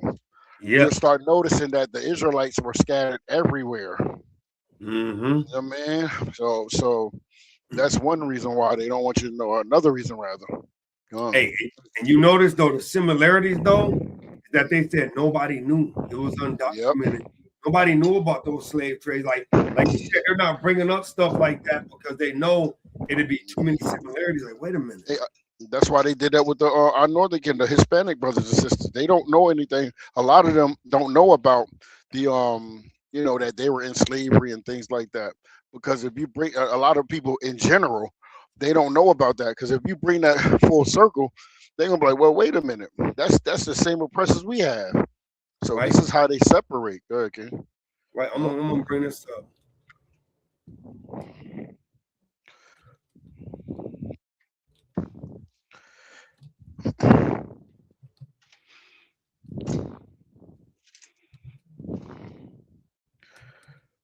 Hey, you was that's right. We was out there together. Remember, I was asking the sisters, do they know anything about that? They was like, they didn't even know about their people going into slavery. They didn't even know, man. Look at that, brother. So it says Native American and Hispanic and indigenous people in Spaniard-controlled regions were forced into slavery beginning in the late 1400s. See that? Shortly after European arrival, the systems, timing, and forms of enslavement differ by region, but the earliest large-scale enslavement began after 1492. You see that? And they said Native Americans were enslaved by Europeans starting in the late 15th century. Immediately after the Spanish arrival in the Caribbean, indigenous slavery expanded through the 15 and 1600s as colonization spread, bro. Come on, man. Right? It says throughout the 16th century, Native Americans were enslaved in the Caribbean, Central American, South American, and later in North American. It says North American Native Americans were enslaved as prisoners of war, then sold to plantations in the West Indies, known as Jamaica, that area, during the 1600s. Then it says indigenous enslavement continued in various forms, forced laborers, peonage, removal into the 18th and 19th centuries, even after African American slavery became dominant. That's right, and that's crazy because that's what they teach everybody about. They teach you about the so-called, you know, African American slavery, but they don't teach you about the slavery of the other people, because you're gonna put two and two together. Like, hold up, you know. So that same thing happened. Because see, you know, a brother from like a Hispanic brother or sister, they would say, well, we wasn't slaves. You know what I'm saying? Well, that wasn't us because we weren't slaves. Hey, those curses in Deuteronomy 28 fit our people, the Southern Kingdom and the Northern Kingdom, the blacks, Hispanics, and Native Americans, to the T, actually. Yeah. What was that? What is that? Is it Hosea? What is that? When he talks about that Northern Kingdom when they went into captivity. It's, I gotta bring this out. It's,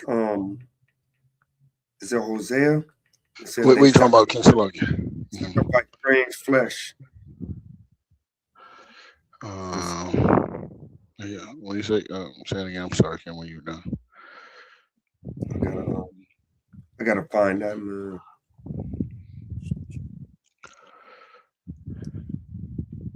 I gotta find that real quick.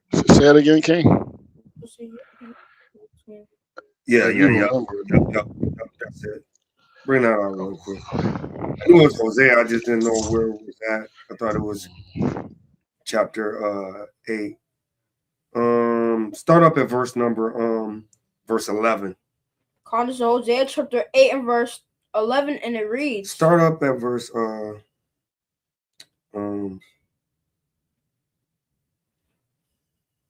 start up at verse 9.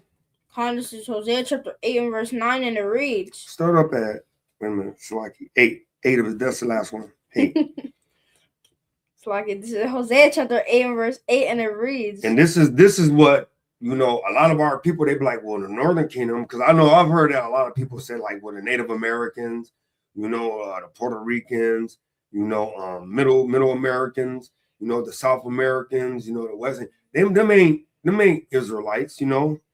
But watch this. Israel is swallowed up. So Israel, right? Because we know Israel would be the Northern Kingdom, right? And then we know that Judah would be the Southern Kingdom, but all together they're the nation of Israel, or it could be the native kingdom. But watch this, it's going to show you. Now shall they be among the Gentiles. So they're among the Gentiles. Go ahead. As a vessel wherein is no pleasure. Right, watch this. For they are gone up to Assyria. And this is how you know, because they went to the Assyrian captivity, right? And then that's when they took upon another vow that they were going to go into a further country, right? And worship the Most High in purity, right? Keep going. A wild ass alone by himself. Go ahead. Ephraim have hired lovers. Right, and we know Ephraim represents the Northern Kingdom. We know because Ephraim was the head tribe of the Northern Kingdom, right? So it says Ephraim has hired many lovers, which means they started worshiping many idols. Go ahead. Yea, though they have hired among the nations, now will I gather them, and they shall sorrow a little for the burden of the king of princes. They're going to sorrow for a while. Why? Because they went off. But watch this. We're going to get into the meat of it. Because Ephraim have made altars to sin. No, he said made what? Made many altars. There you go. Just now, I'm going to show you some pictures, right? Because we know that a lot of the Indians, right? They used to eat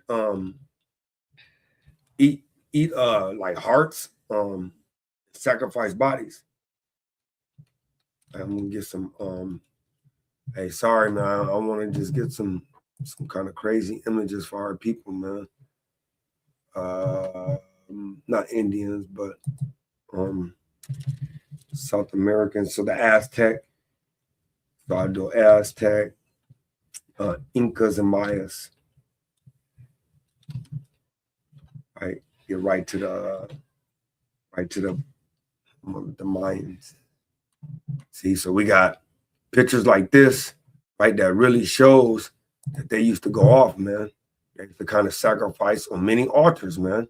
They had all them different altars on top of their pyramids, man.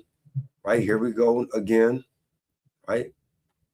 Sacrificing their people, and then you see them eating it, right? So keep going, keep reading though. Altar shall be unto him to sin. To what? To sin. Right, because we know that you're supposed to actually be sacrificing righteous animals to the Most High. So he said they will have many altars to sin. Go ahead.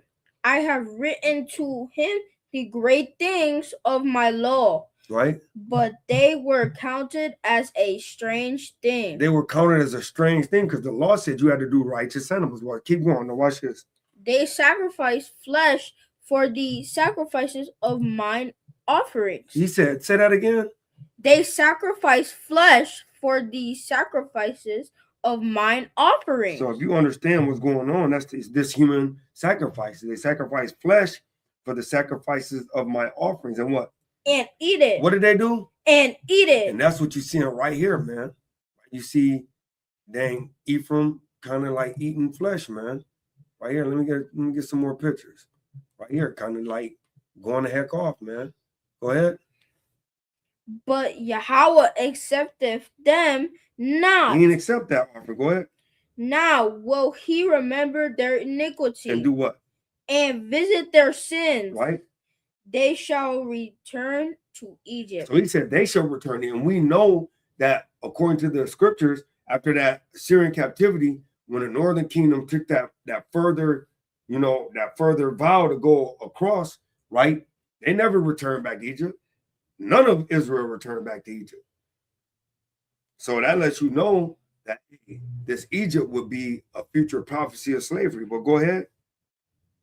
For Israel have forgotten his maker. And what? And buildeth temples. And buildeth temples and what? And Judah have multiplied fenced cities. But what? but I will send a fire upon his cities, And what? and it shall devour the palaces thereof. Right. So we know these are all future prophecy, but I just want to bring that up because it just goes into really, you know what I'm saying? The Northern Kingdom had went to actual Egypt, which is captivity, man. Right. So y'all got anything y'all want to add to that? I want to bring that up, man.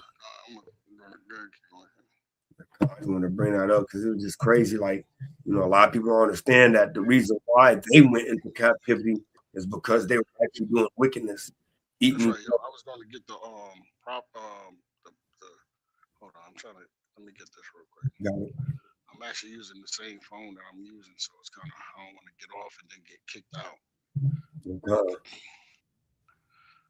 I'm trying to look for my other phone anyway. Hold on, real quick. You can go ahead and say it. Icon, I'll roll it. Just let me know when you want to come on. Video we have ever made.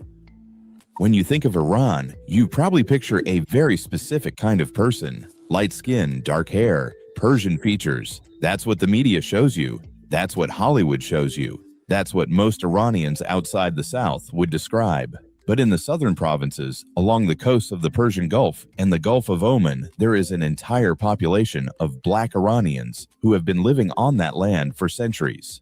They are known as Afro-Iranians. Hey, that's crazy, right? Because ain't that the same thing, man? Hey, matter of fact, let's get some of these curses real quick, man. Right? Let's get Deuteronomy 28 real quick. I mean, you know, I ain't gonna try to drag it out, but hey, it's just showing you though. Like he said, we'll be scattered, man, amongst all 64. People. Go 64. Yep. 2064 elder.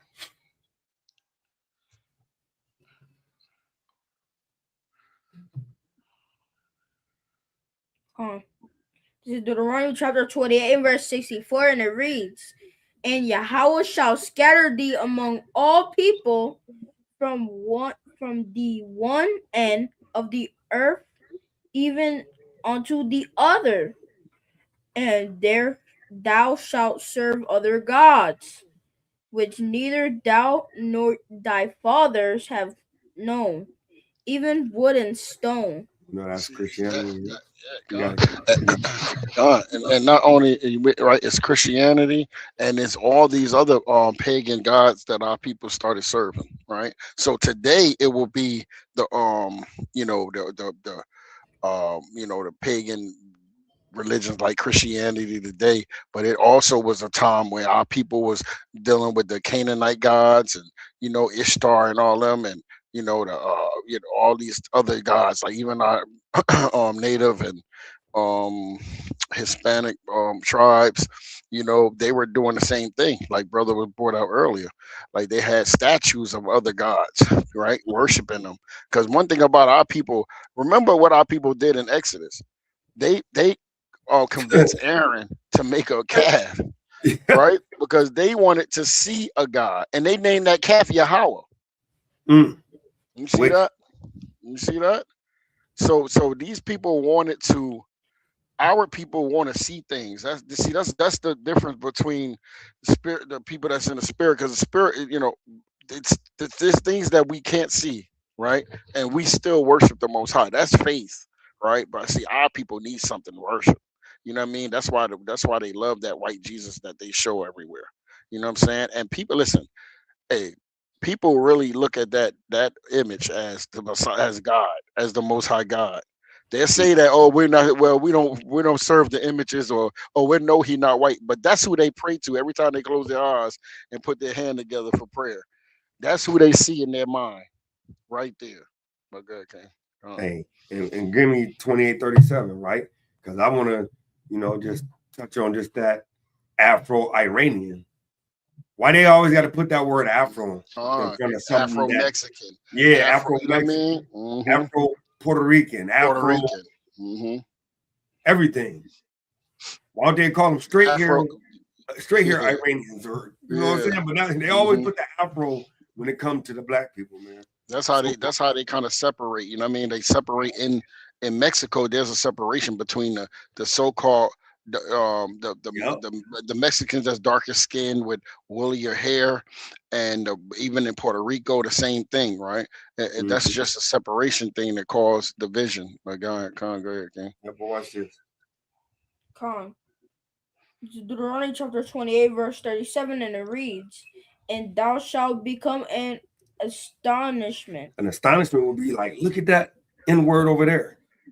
You know what I'm saying? Look at that funny looking guy over there. Like, the astonishment will be something that you want to, you know, ridicule or make it a public display of something. So say, look at that astonishment. I mean, you shall become an astonishment. What?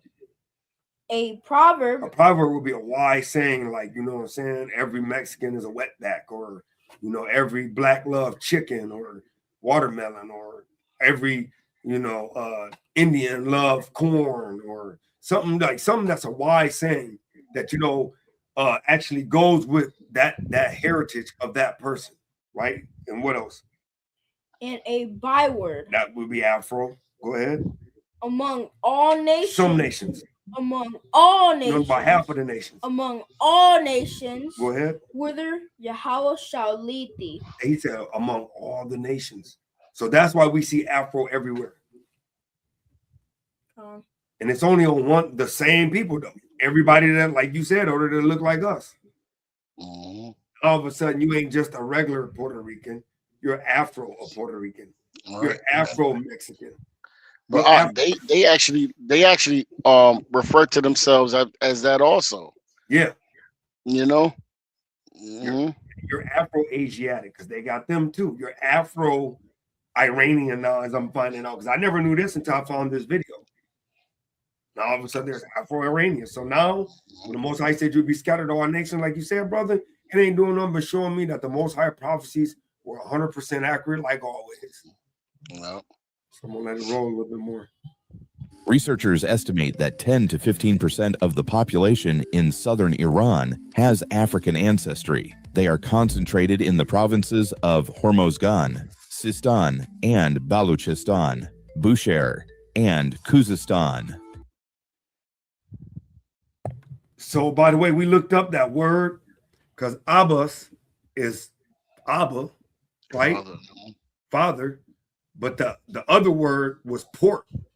So father, port, or actually, I'm gonna wind it back and I'm gonna pull it up, right? Because we looked it up earlier, right? So it says, what's that port? What it says? Bandar Abbas, right? So I'm gonna pull that up. Bandar in the Paleo Hebrew.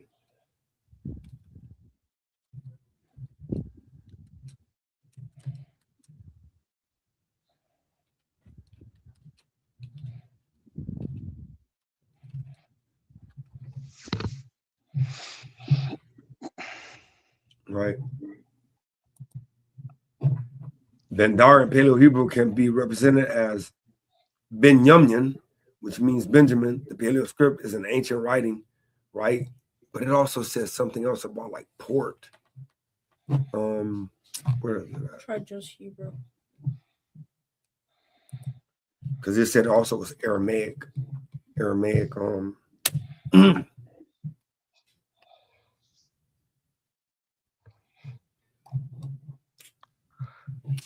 Of course we would do that. You already know what happened, man. When you look up something too many times, all of a sudden you can't find it no more. Yeah. There you go. It says port or harbor as a loan word from Persian and Arabic, which that's the area they're in, can mean port or harbor. A meaning still recognized in Hebrew dictionaries and translations. See how they try to do that? So it basically means father's harbor or father's port. Right? So that's really because, it goes from right to left in the Hebrew. So it means father's port. So I just wanted to bring that up because I looked that up through the Spirit. But all praises. Sistan and Baluchistan, Bushehr, and Khuzestan, the city of Bandar Abbas, the capital of Hormozgan and Iran's most important naval port, has one of the largest Afro-Iranian populations in the country. These are not recent immigrants. These are not refugees. These are people whose ancestors were brought to Iran through the Eastern slave trade, a trafficking network that ran from East Africa across the Indian Ocean to the Persian Gulf for over 1,000 years. From the 9th century through to the early 20th century, enslaved Africans were captured from the Swahili coast, from modern-day Tanzania, Mozambique, Ethiopia, and Somalia, and sold by Arab and Portuguese slave traders to buyers in Persia, Arabia, India, and beyond. Iran did not officially abolish slavery until 1929. Wow. Hey, but it was a long time ago, though. It's not even been 100 years since slavery been abolished. Just because it got abolished in 1929. Yeah, that don't mean that it wasn't no slaves. There's still slaves out there now. Cause let's be 100, bro. First, we just saw a video that said they were still selling them. First of all, yep. Hopefully for $200 to $400 a person. But even in America, after they so-called abolished slavery, they still have the Jim Crow laws, which still say today. And then now, still today, what is still today. With the prisoners? Don't prisons kind of like loan out the people that's in prison for a low fee? Yeah, you're a slave. Yeah. My brother kind of like said he's making like $5 a day. That's kind of slavery to me. Yeah. Think about that. Almost 100 years ago, for centuries before that, enslaved Africans worked as soldiers, farm hands, port laborers, domestic servants, and concubines in Iranian society. Women were used as wet nurses and nannies. Don't that sound? Go back to the curses. Come on, brother. Go back. Let's go back to the curses, man. Right? Give me the book of Deuteronomy 28 and go to verse 40, 45. Yep.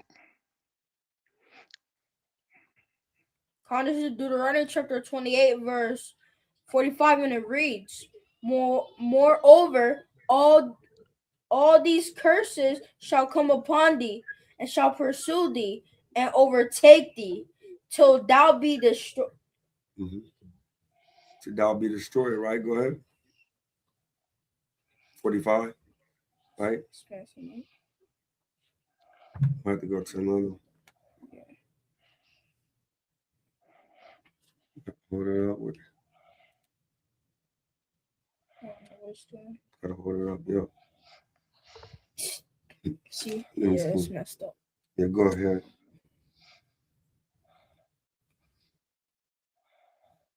Yeah, it's just not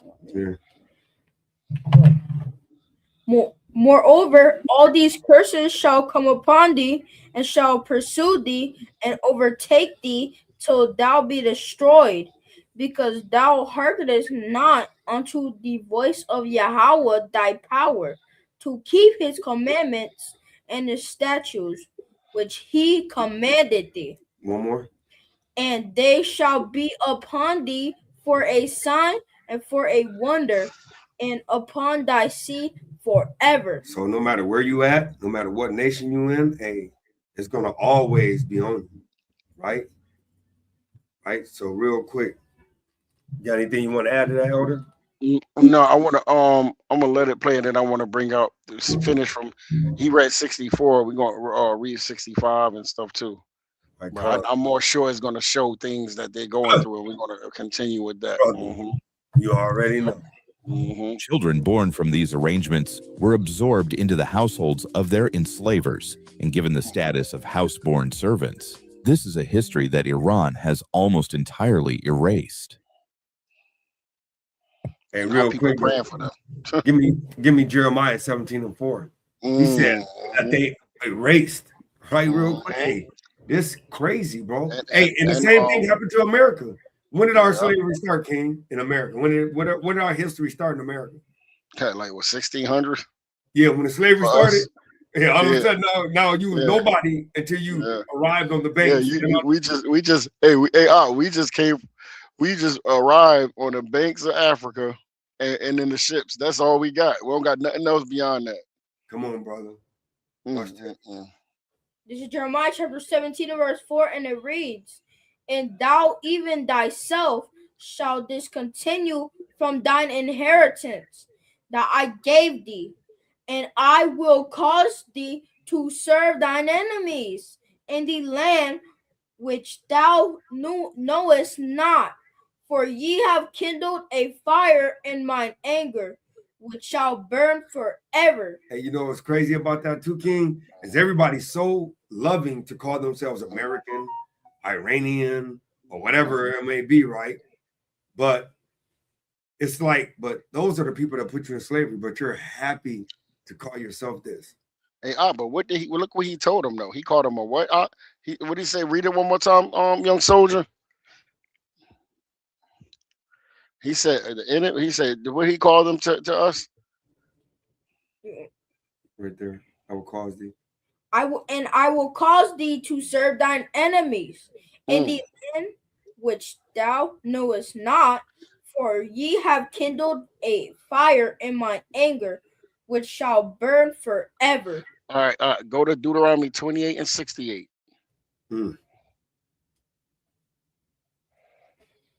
This is Deuteronomy chapter 28 verse 68, and it reads, "And Yahweh shall bring thee into Egypt again with ships." Right. So you said that you saw how you said that they shipped them from the east coast of Africa there. All right. See, this is how we were spread all over the place. Go ahead, King. By And the Egypt way, just means slavery, by the way. All right. Okay. by the way whereof I spake unto thee, thou shalt see it no more again. Hey, how long did it say that they were there? Man, for like 1,000 years, didn't it? Right? That's crazy, bro. You see that? Go ahead, King. Again. "And there ye shall be sold unto your enemies." To your friends. Unto your enemies. For what? For bondmen and bondwomen, and no man shall buy you. You see that? And no one's gonna save them. Go to let's see. You say to your enemies, right? We read enemies twice, didn't we? Yep. Right. Let's go to Psalms 83. Let's see who those enemies are, because those enemies are in the script in that verse. I mean that chapter. Go ahead, King. Psalms 83 and start at 1. This is Psalm chapter 83 and verse 1, and it reads, "Keep not thou silence, O Yahweh, hold not thy peace, and be not still, O Yahweh, for lo thine enemies make what? For lo thine enemies." You see that? So he said that the Most High God's enemies. He said, "For lo thine enemies." He's talking to the Father, right? So God have enemies. Go ahead. They make a what, Art? Make a tumult. And they that hate thee have that hate God. Go ahead. Have lifted up the head. They have taken crafty counsel against thy people, and consulted against thy hidden ones. They're the hidden ones. Go ahead. They have said, "Come and let us cut them off from being a nation, that the name of Yasharallah may be no more in remembrance." Hey, what do they call themselves? Afro-Iranian. You see that? They don't even know that they possibly the Israelites. Hey, according to the scriptures, according to the curses, those are Israelites. Yeah. You see that? Hey, and you know, I wanted to add this too. And the crazy part about it is, do you notice where they're bombing? Oh yeah, bring that out, King. Yeah. I'm talking about they bombing right where they live at. Well, hey, matter of fact, you see that? Hey, go up to 65. So this is going to get into we already read 64 when we were going to be scattered throughout the four corners of the earth, right? And we were going to serve other gods, birth, wood, and stone, because 9 times out of 10, those brothers that live over there are probably Muslims, right? Well, go ahead, read that 65, King. This is Deuteronomy chapter 28, verse 65, and it reads, "And among these nations shalt thou find no ease, Mm-hmm. neither shall the sole of thy foot have rest. Mm-hmm. But Yahweh shall give thee there a trembling heart, Uh-huh. and failing of eyes, and And sorrow of mind, Read the next one out. and thy life shall hang in doubt before thee, and thou shalt fear day and night, and shalt have none assurance of thy life." Hey, what do you think they doing right now? You said, you said the bombs over there is going in that area, right? Yeah. They don't have no rest over there. They know who they hitting anyway. They don't care. All right. They don't want them to know who they are either. That's why they let them know. Go ahead, King. And you know what's crazy too is he said that they killed like 200 young girls in the very beginning of it. Oh wow! They literally killed 200 girls, man. Right. Finish that video out because it might get into it might kind of get into what we just reading now. But you saw it a little bit, didn't you? Yeah. What did it say? Okay. It said they won't care of the young or the old. Oh, that's they won't have. Yeah. Wait, let me see. Yeah, where is that at? That's they will not have mercy on the young, or where's that at? It's hey, where's it at? It's 30 something, somewhere up there. Read it all the time, don't you? I know, right? Deuteronomy 28 and 50. 50. Is it 50? Bring that out. This is Deuteronomy chapter 28 and verse 50, and it reads, "A nation of fierce countenance." Hey, so these are nations of fierce countenance that what?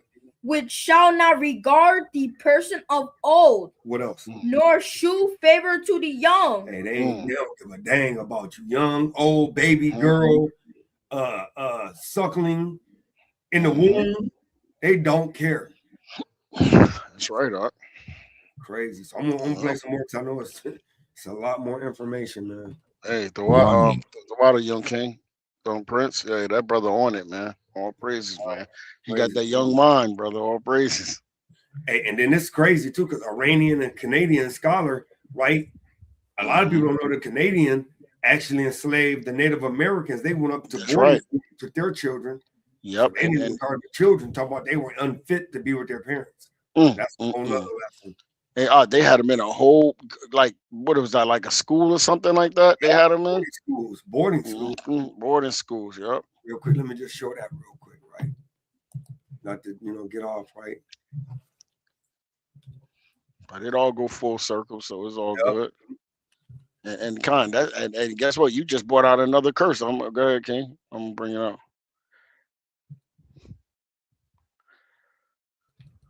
Right, to boarding schools. Hey, young Prince, bring this out. Deuteronomy 28 and 41.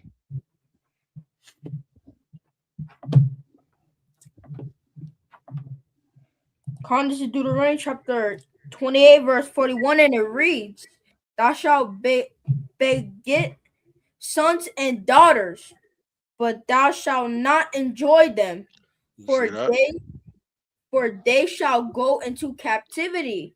Now go to 32, King. Go up to 32.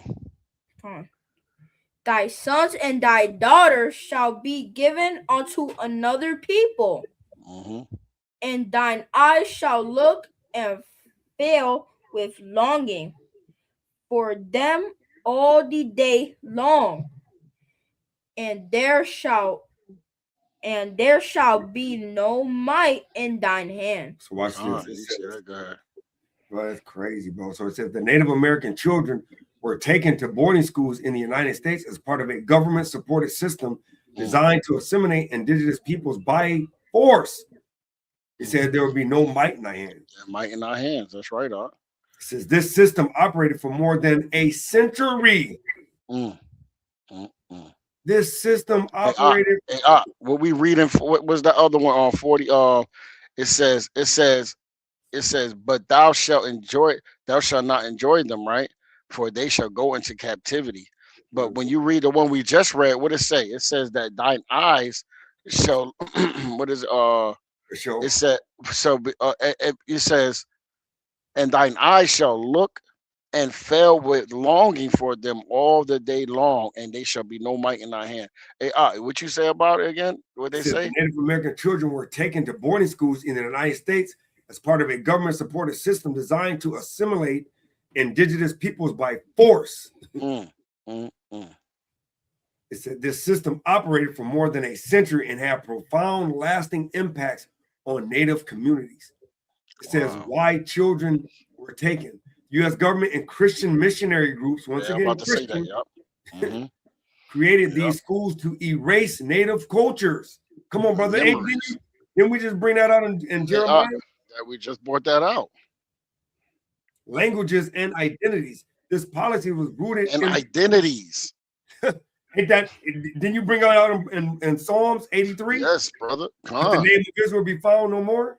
It said this policy was rooted in the belief that indigenous peoples needed to be civilized. Like you, because you said that. You also said that earlier in the video when you said because they were savages. Yeah, they said that there was bring up the definition of doctrine of discovery. All right, let me bring that up real quick. This is crazy, man. It's all going full circle.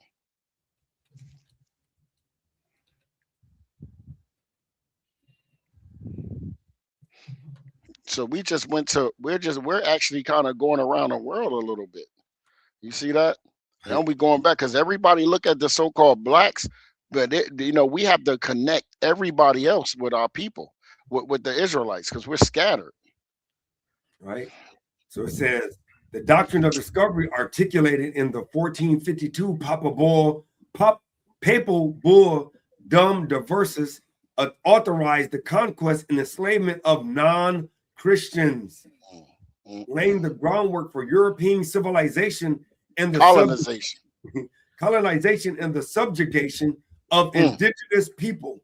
Wow. You see that? Watch this. Historical context.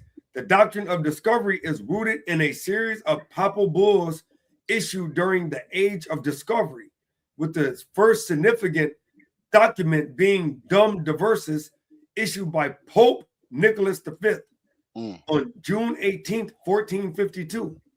This bull granted King Alfonso V of Portugal the authority to conquer and enslave non-Christians, specifically targeting Saracens and pagans. The bull stated that these actions were justified for the purpose of spreading Christianity and securing the salvation of souls. Hey, did you hear how they try to make it sweet? You see that? How can you give salvation? So now we give salvation now.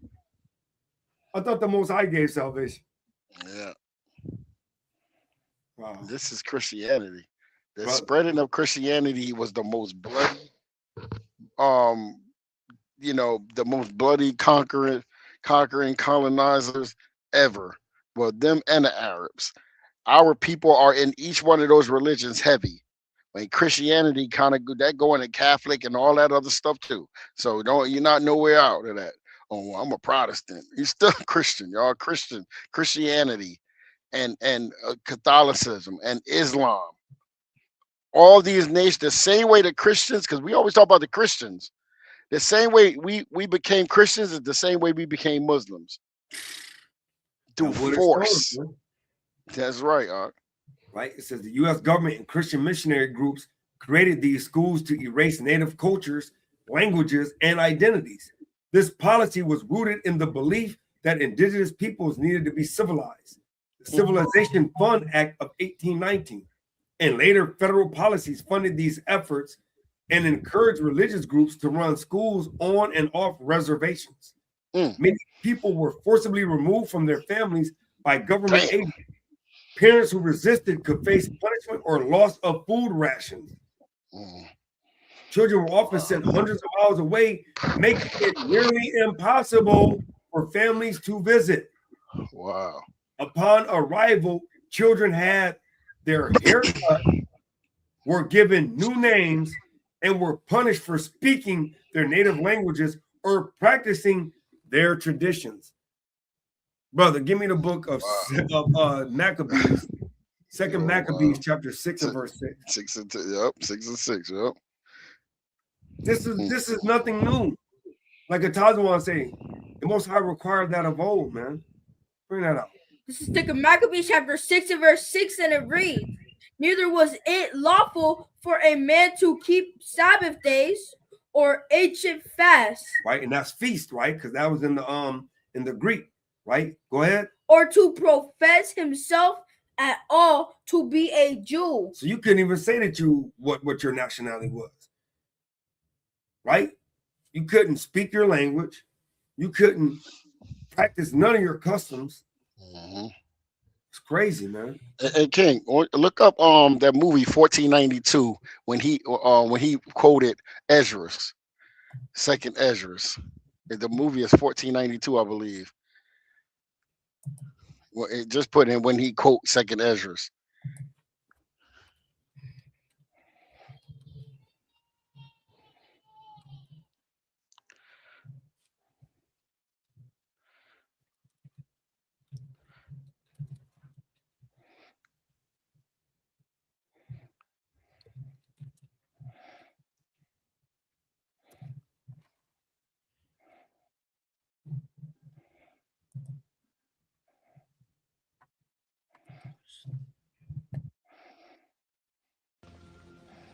Why did you wish to sail west? To open a new route to Asia. Asia is the richest kingdom, the land of spices and gold. At the moment, there are only two ways of reaching it. By sea, sailing around the African continent. The journey takes a year. Or by land. But the Turks have closed this route to all Christians. There is a third way. By sailing west across the ocean sea. The distance is unknown. It's said to be infinite.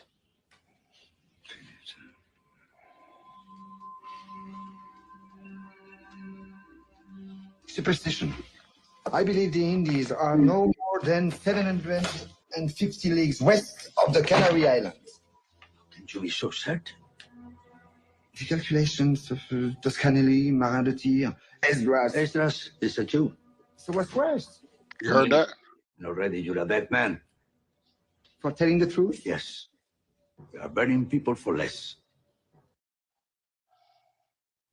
It said they're burning people for less, King. Mm-hmm. You know, I'm gonna rewind that part. He said, I'm trying to think of another one, King. What was the name? What was that other movie, King, that was crazy? That slave movie. Burning people for less. Yeah. They're burning people for less because it said, hey, you couldn't all profess to be a Jew, man. So if you saying all these things, they're burning you for less. Yeah. The men you're about to confront have no emotion. Crazy, man. So, and I know that Roots movie. Uncle Tom, I think I got it. Right, Roots. Watch this part. Let me see if they showing that part. Hold on, let me see.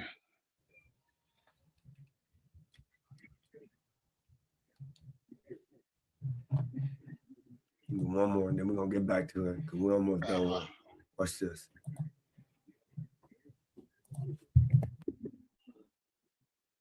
Chicken George ain't no cock and bull story, boy. He's our daddy himself. He's got lots of real good stories to tell, too. Got no time for stories. Got too much work now. Daddy, we're getting quite the collection on the farm. Every nigger but the lost tribe of Israel. Every nigger but the lost tribe of Israel. Every nigger but the lost tribe of Israel. How long you plan on visiting with us, Chicken George? And you telling me these people don't know, man? Oh, you, yeah. Did you see it? You see that? Yep. Yeah, man. So yeah, I just wanted to bring that out, man, because they know what's going on, bro. So let's go. Canadian scholar Ben. And that's why I want to bring this up, because this lady is an Iranian and Canadian scholar, bro. So all of a sudden, oh yeah, that's on your side, yeah.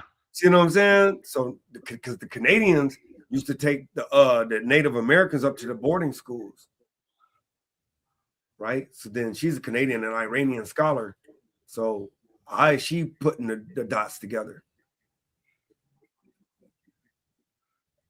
right? So Naz Mirzai, the woman who coined the term Afro-Iranian, spent 20 years researching this community. When she started, she said there were 0 books, 0 articles, and almost no academic research on the subject. The history of African slavery in Iran had been completely buried, and the erasure does not stop at the history books. Most Iranians believe their dark-skinned southern citizens are dark because of the sun.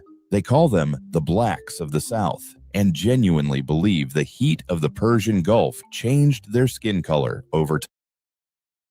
Bro, did you hear that? Hey, he said our people are this. Hey, give me Hosea chapter 4, verse 6 real quick. Hey, he said that they felt because of the sun, it changed their skin color over time. You hear that, King? Man, let's bring this up. So Hosea chapter 4 and verse 6, and it reads, my people are destroyed for a lack of knowledge. Hey, our people destroyed for a lack of knowledge. Go ahead. Because thou hast rejected knowledge. I will also reject thee, that thou shalt be no priest to me, seeing thou hast forgotten the law of Yahweh. I will also forget thy children. Hey, so now our children don't even know they are. Now they think that they got dark. I'm going to rewind that. Now they think they got dark because of the sun. Been completely buried, and the erasure does not stop at the history books. Most Iranians believe their dark-skinned southern citizens are dark because of the sun. They call them the blacks of the South, and genuinely believe the heat of the Persian Gulf changed their skin color over time. They do not know. Hold on. So why the other ones didn't turn yet? That's what I'm saying, brother. this is sickening, yo. They do anything that not to separate us, right? You see that? To make them seem like they weren't the people. This is exactly what they said about the Israelites. They said that they turned dark because of the sun. No, they turned light. They used to be dark, but now they're light. You see that? And the ones that dark said they got dark over time because of the sun. Right. Crazy. It's madness. It's madness. All right. Do not know about the auctions. They do not know about the 1,000-year trade that brought an entire African diaspora to their coastline. Many in the Afro-Iranian community do not know their own origins. When Mirzai asked Afro-Iranians where they came from, they said, "We are Iranians." When she connected their history to Africa, some took it as an insult because they had been taught. Bro, you see that? Bro, they said some of them took it as an insult. Insult, yeah, but they always connect us to Africa too. You see that? Yeah. Anybody that's dark skinned, you know what I mean? In particular, that's dark skin, they automatically link back to Africa. Yeah. Right. And because they know they probably Israelites. That's probably why they took it that way. You know what I mean? But yeah. But it's almost like our people feel like it's a degrade to be God's chosen people. Yeah, they do. They hate that. They love the world, but I'm gonna let it roll some more. That being linked to Africa means being told you do not belong. That is what erasure does. It makes people strangers to their own past. If you did not know Black Iranians existed, share this video right now. Hit that like button and subscribe, because what comes next is going to break your heart. Despite centuries of erasure, Afro-Iranians didn't lose everything. They held on to something powerful, their culture. In the coastal towns of southern Iran, Afro-Iranians practice a healing ritual called Zar. It is a ceremony rooted in African spiritual traditions, where music, chanting, and rhythmic drumming are used to drive out negative spirits believed to cause illness. The rhythms come directly from the Swahili coast. The instruments echo East African percussion. The movements mirror African dance forms that survived the Middle Passage, not across the Atlantic, but across the Indian Ocean. Zar, Afro-Iranian music called bandari, is one of the most distinctive sounds in all of Iran. It fuses Persian melodies with African rhythms and call and response patterns. Musicians like Said Shanbehzadeh, a black Iranian artist from Bushehr, have carried this tradition to international stages, performing an art form that most of Iran does not even recognize as African, bandari. Their cuisine reflects the fusion too, rich with cumin. And I just want to stop because, hey, that dance move right there, hey, young kids in America, young kids, our people doing that dance right now. I saw people, what I'm saying, on Israelite videos and stuff. Matter of fact, I think IUIC kids did a little video not that long ago. They was doing that same dance where they kick the legs out. You know what I'm saying? So it's just crazy how we got that spirit of dancing and music, no matter where we're at. That's the same way we were in our kingdom. That's why, remember, he said, hey, they said what, play that Hebrew music, the old Hebrew spiritual music or whatever. Yeah, same thing. Yeah. And in the slave fields in America, they used to always say that, play that old Negro spiritual. Turmeric, and tamarind, flavors that trace back to the Swahili coast, their fishing traditions, their seafaring knowledge, their connection to the water. All of it carries the fingerprints of the African ancestors who were forced to cross that ocean and somehow managed to plant seeds in foreign soil. Fingerprints. But Iran has never celebrated this. Instead, brother, now this is the part of the video I really wanted to get to, right? Because this is in Iran, right? When the so-called people that run the nation actually have like their festival, their New Year festival. It's called the Iran's Blackface. I want to pull up, you know what I'm saying? Right? Okay. This is crazy, man. What do they call that during slavery time? Whites. So like, okay, I'm trying to look for something too while you on that. For mockery.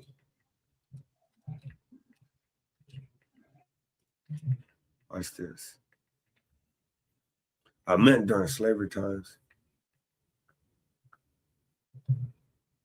It's called burnt pork. Let me see if I can get the.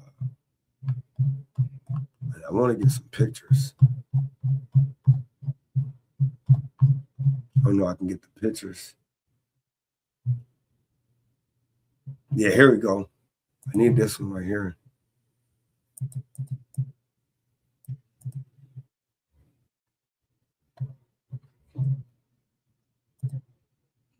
Let me see if I can get some pictures. Yep, here we go. Look at it. Look at this right here. Hey, look at that, Shia. Oh, wow. This is America, right? Mm-hmm. This is Iranian. Mm-hmm. Yep. Same thing, brother. Yep. There's nothing new under the sun, man. Yeah, that's why I think they're the same people. I'm telling you. Iranian. Come on, I brother. think they're the same people, the ruling class of that place there and all these places. I agree. That's why I be thinking that, King. He said Look, he's gonna hide himself. I agree with you. I think you might be right because the Spaniards and all of them invaded everywhere. Yeah. Hey, what's that scripture said that they're gonna be they said they're gonna be dwelling in the tents. No, they say they're gonna be hiding, like they're gonna be uncovered or something from hiding. Because I get it. I get it. So like, hold on, I got so much stuff I'm trying to look. Oh my God. the most visible representation of black people in Iranian culture is Haji Firuz, a blackface character who appears every year during Nowruz, the Persian New Year. He wears bright red clothes, paints his face black, sings and dances for his master, and begs the crowd to be happy. His songs reference. And then look at this one, bro. What you notice on these characters right here? Wow, that's crazy. I just wanted to show you that because I noticed at the front, I'm like, bro, they got fringes on, bro. They got literally got fringes with the ribbon of blue over it. If you look at that, that's cut fringes with the ribbon of blue over it. And just doing it. The other guy over here got the bell fringes. Let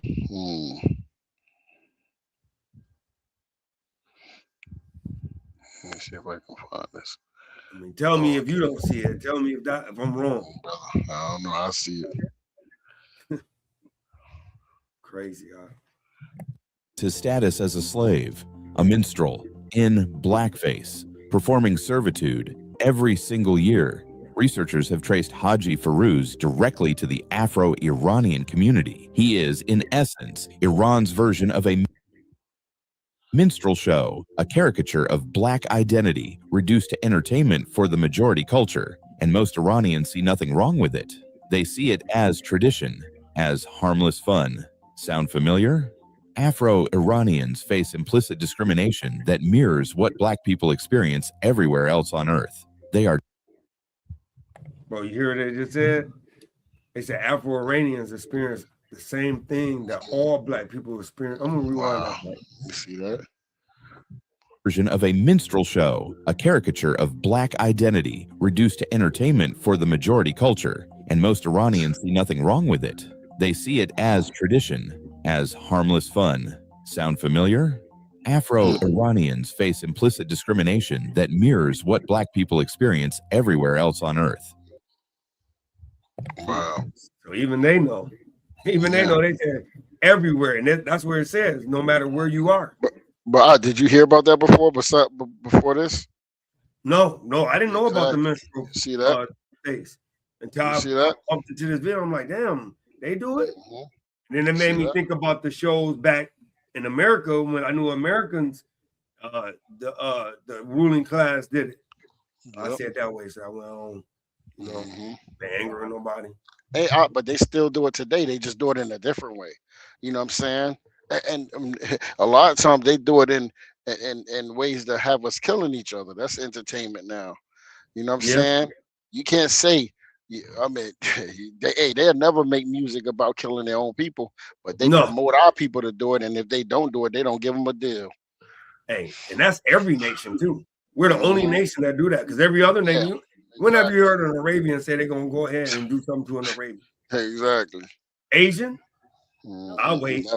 Never. Australian, Nope. Canadian, Nope. Unless they're imitating us, right? Yeah. And even if it will never be mainstream. No. You know what I'm saying? They might do it individuals on TikTok.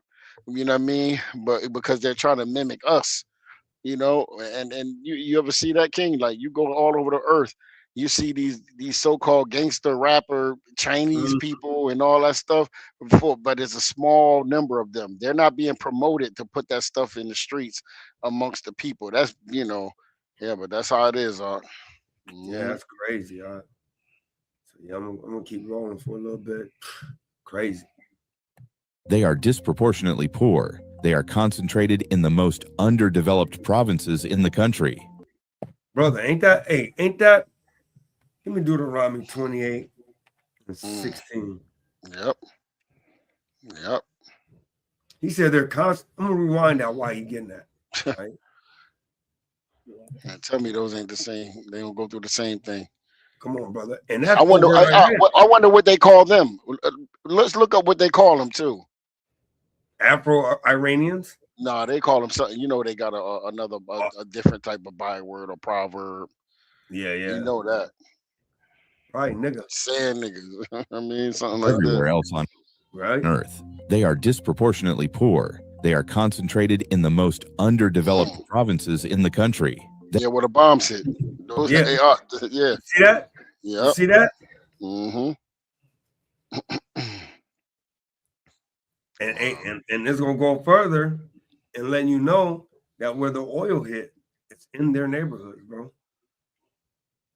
So guess what? Guess who ain't fishing tonight? That's why ain't drinking water tonight, as if they already didn't have much water or much fish to eat. Yeah. Watch this.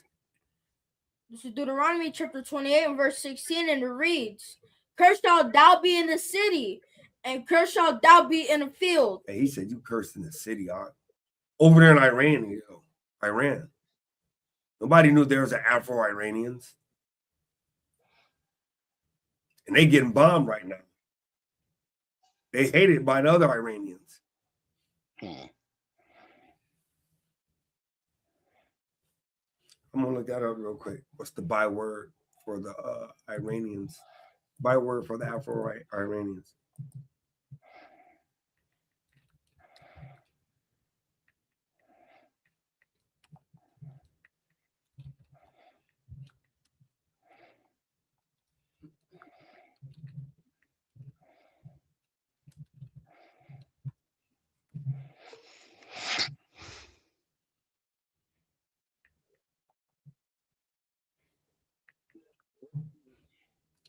It just says Afro-Iranian. Bombazi. That's what it says. Yeah, it don't even say nothing. But these are the 4 places.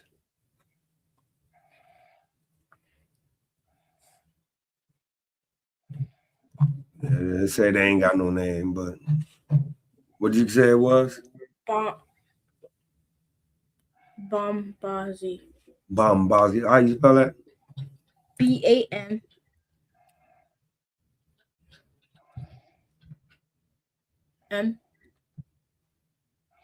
No. You have to say BAM. Yeah, BAM.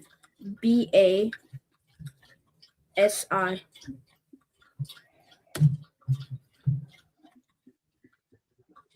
First to a town and district in West Ethiopia located in the Mount beside the highest point in basically it goes, you know what? It goes back to what the Bible used to say.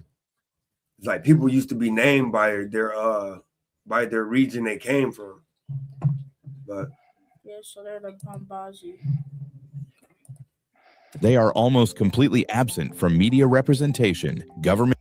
It said they're completely absent from media representation. Because we always say that when we street teach. Like, we represented. They are almost completely absent from media representation, government positions, and public life in northern Iran. If you live in Tehran, you could go your entire life without ever seeing an Afro-Iranian. Unless you travel south, they are invisible. And that invisibility is not an accident. It is the product of a system that never acknowledged what it did to them in the first place. Brother, that kind of sound familiar? The term Sia, meaning black in Persian, carries negative connotations. Activists in the Collective for Black Iranians, the first organization of its kind, have been working to reclaim the word and make their community visible. They have documented stories of Afro-Iranians in cities like Abadan, Bushehr, and Bandar Abbas.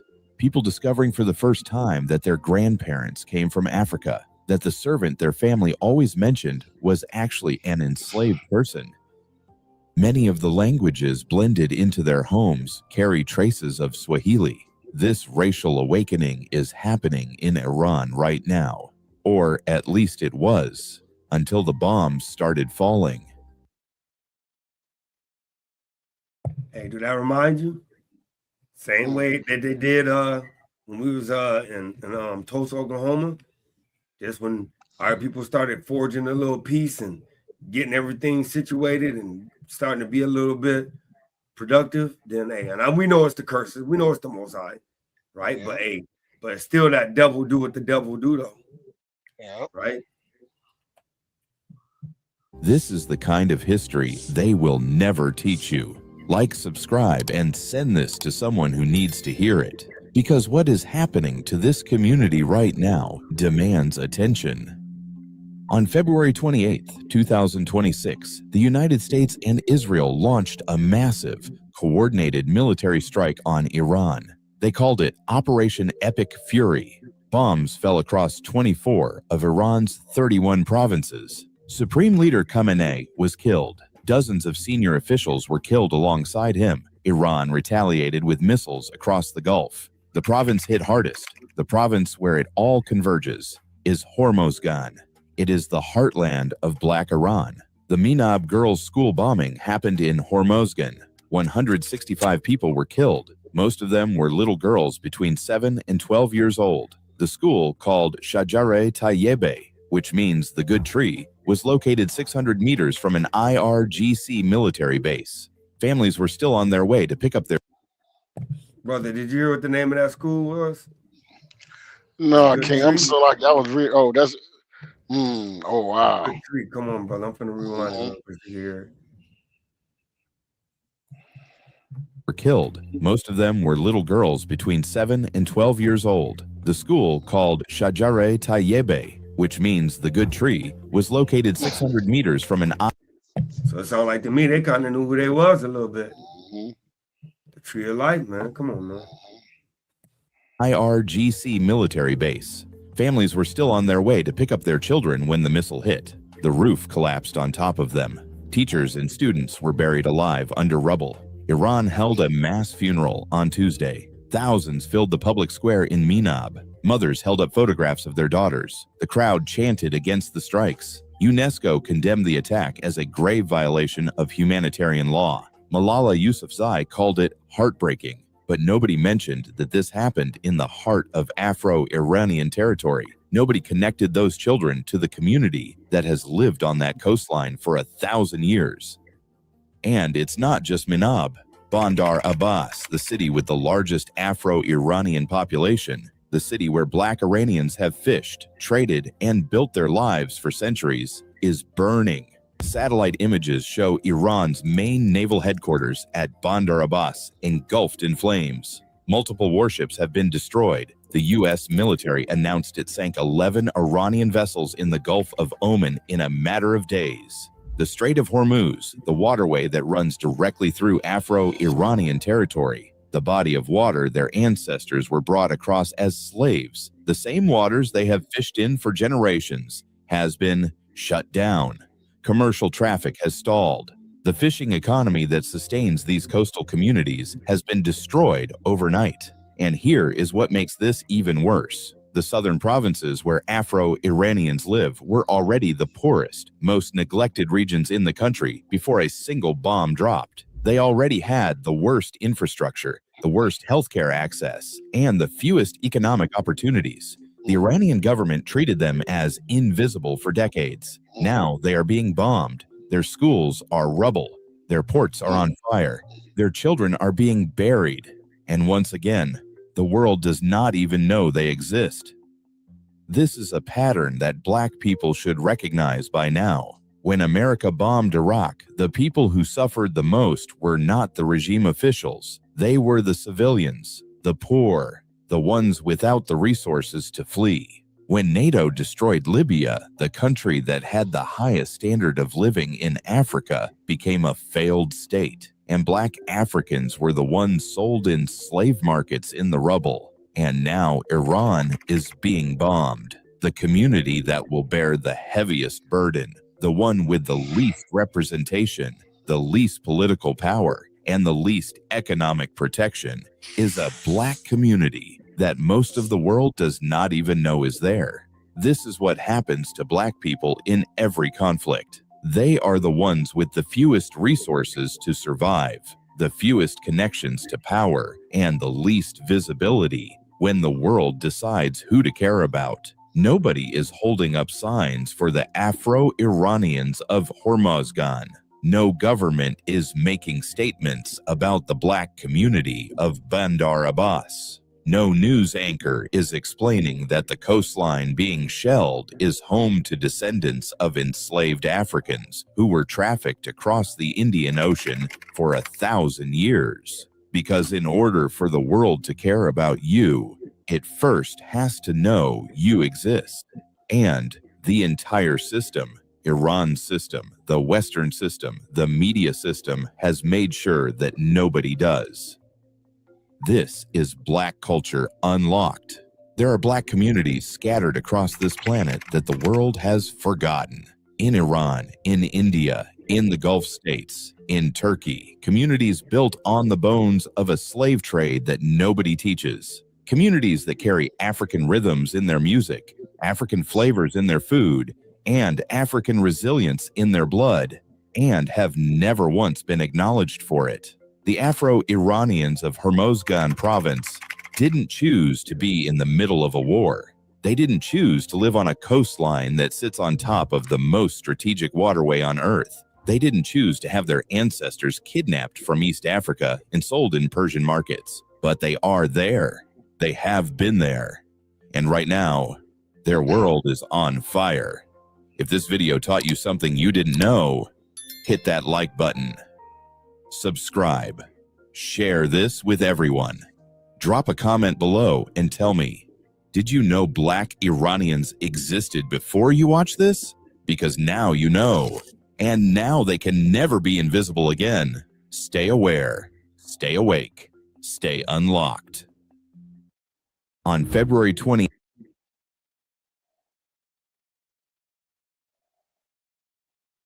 Hey, that was beautiful, man.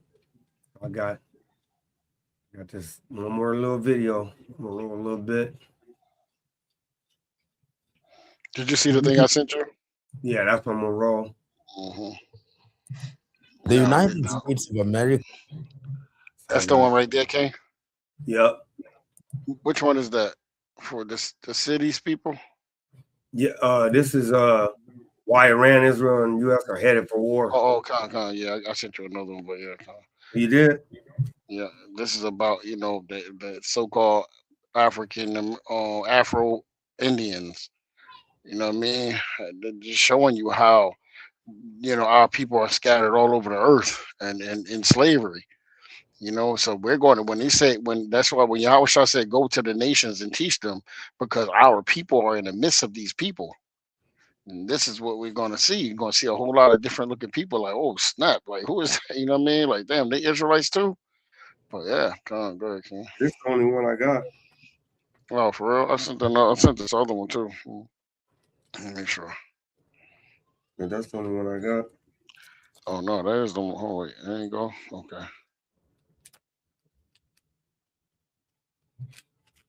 Salakia. Oh, no, you all right.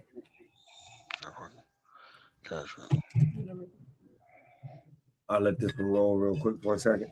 Yeah. America and Israel have always taken the position that they can literally have their cake and that they can eat it. In the short to medium term, they may think that that is true. But in the long term, it is what creates resistance. It is what creates organizations and energizes organizations such as ISIS. So that you may think that you are safe as a nation, but your people are not safe.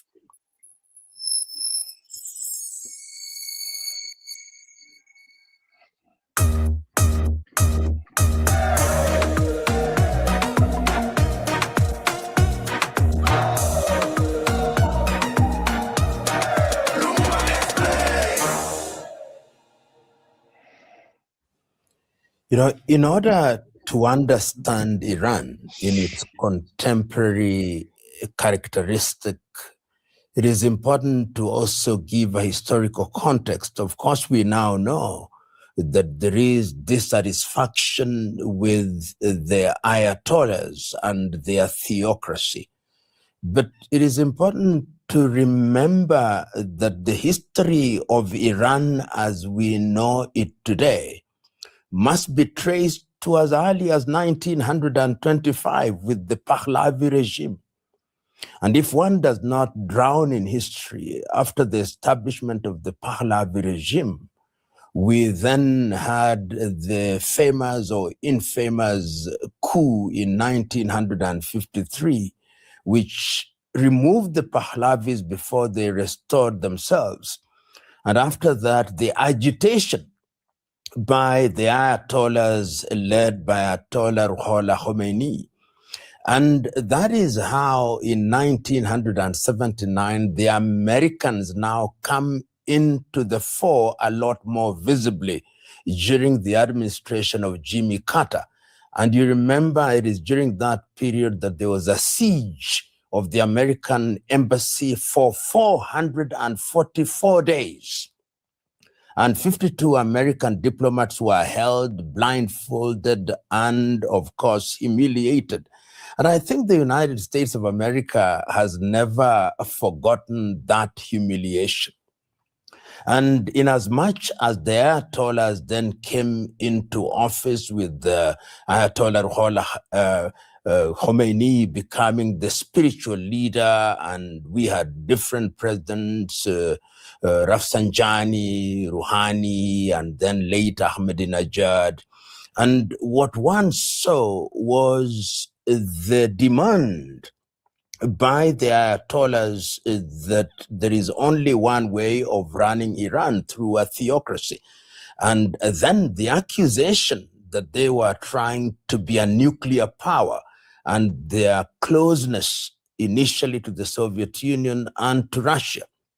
So there has been a combination of issues. And that, of course, very quickly led to a number of issues leading up to the Iraq-Iran war between 1980 and 1988. And after that, the economies started suffering, despite the reforms that were instituted, particularly during the populist administration of Ahmadinejad. Attempts to use oil to improve the quality of people's lives. And after that, of course, during the Rouhani administration, when the nuclear deal was entered into between the Europeans and the Americas, and things never quite normalized. And the repression of the people.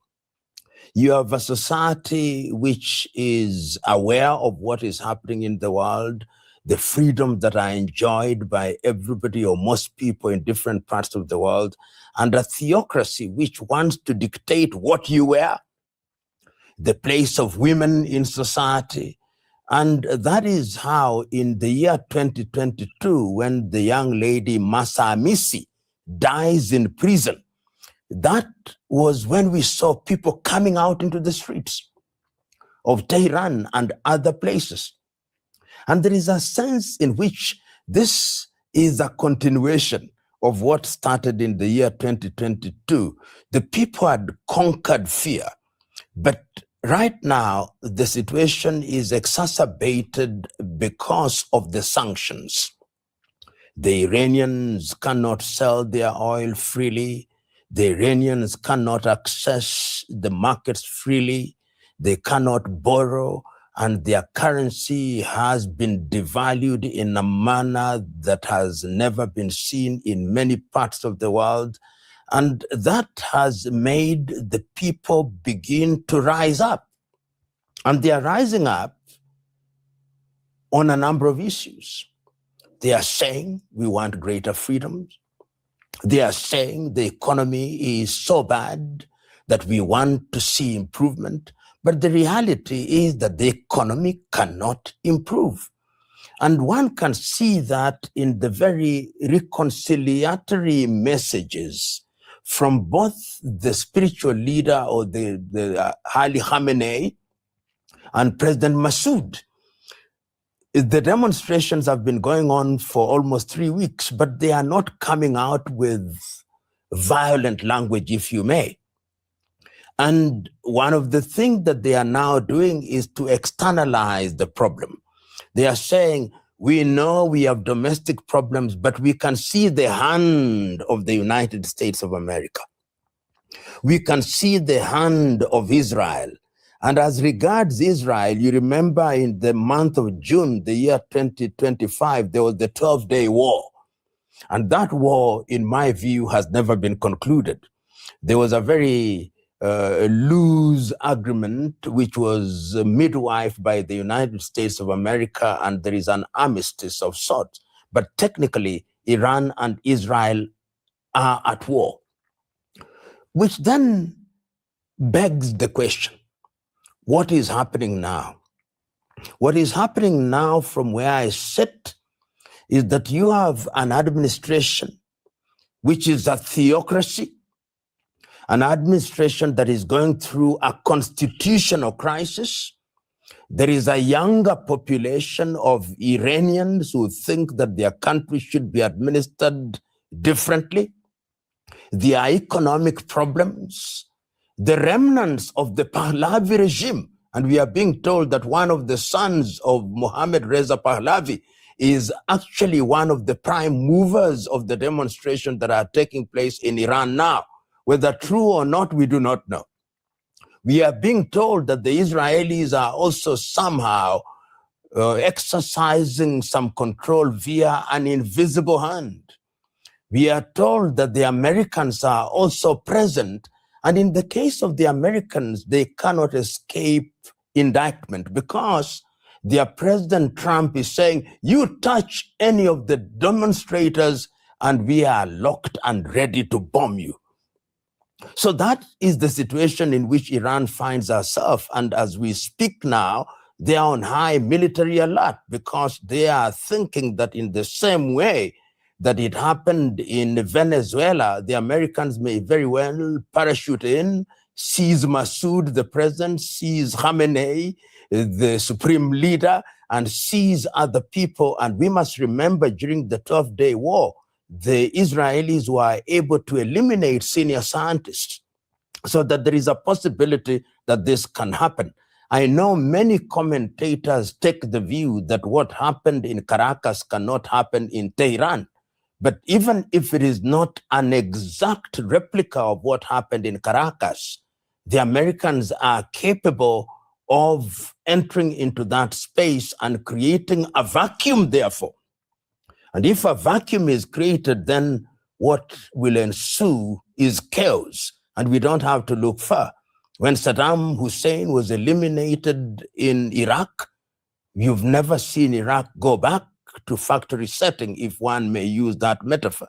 So Iran finds herself in a very difficult situation because of a combination of legitimate domestic problems, a constitutional crisis, and external problems, which all conjoined only spell one word: danger.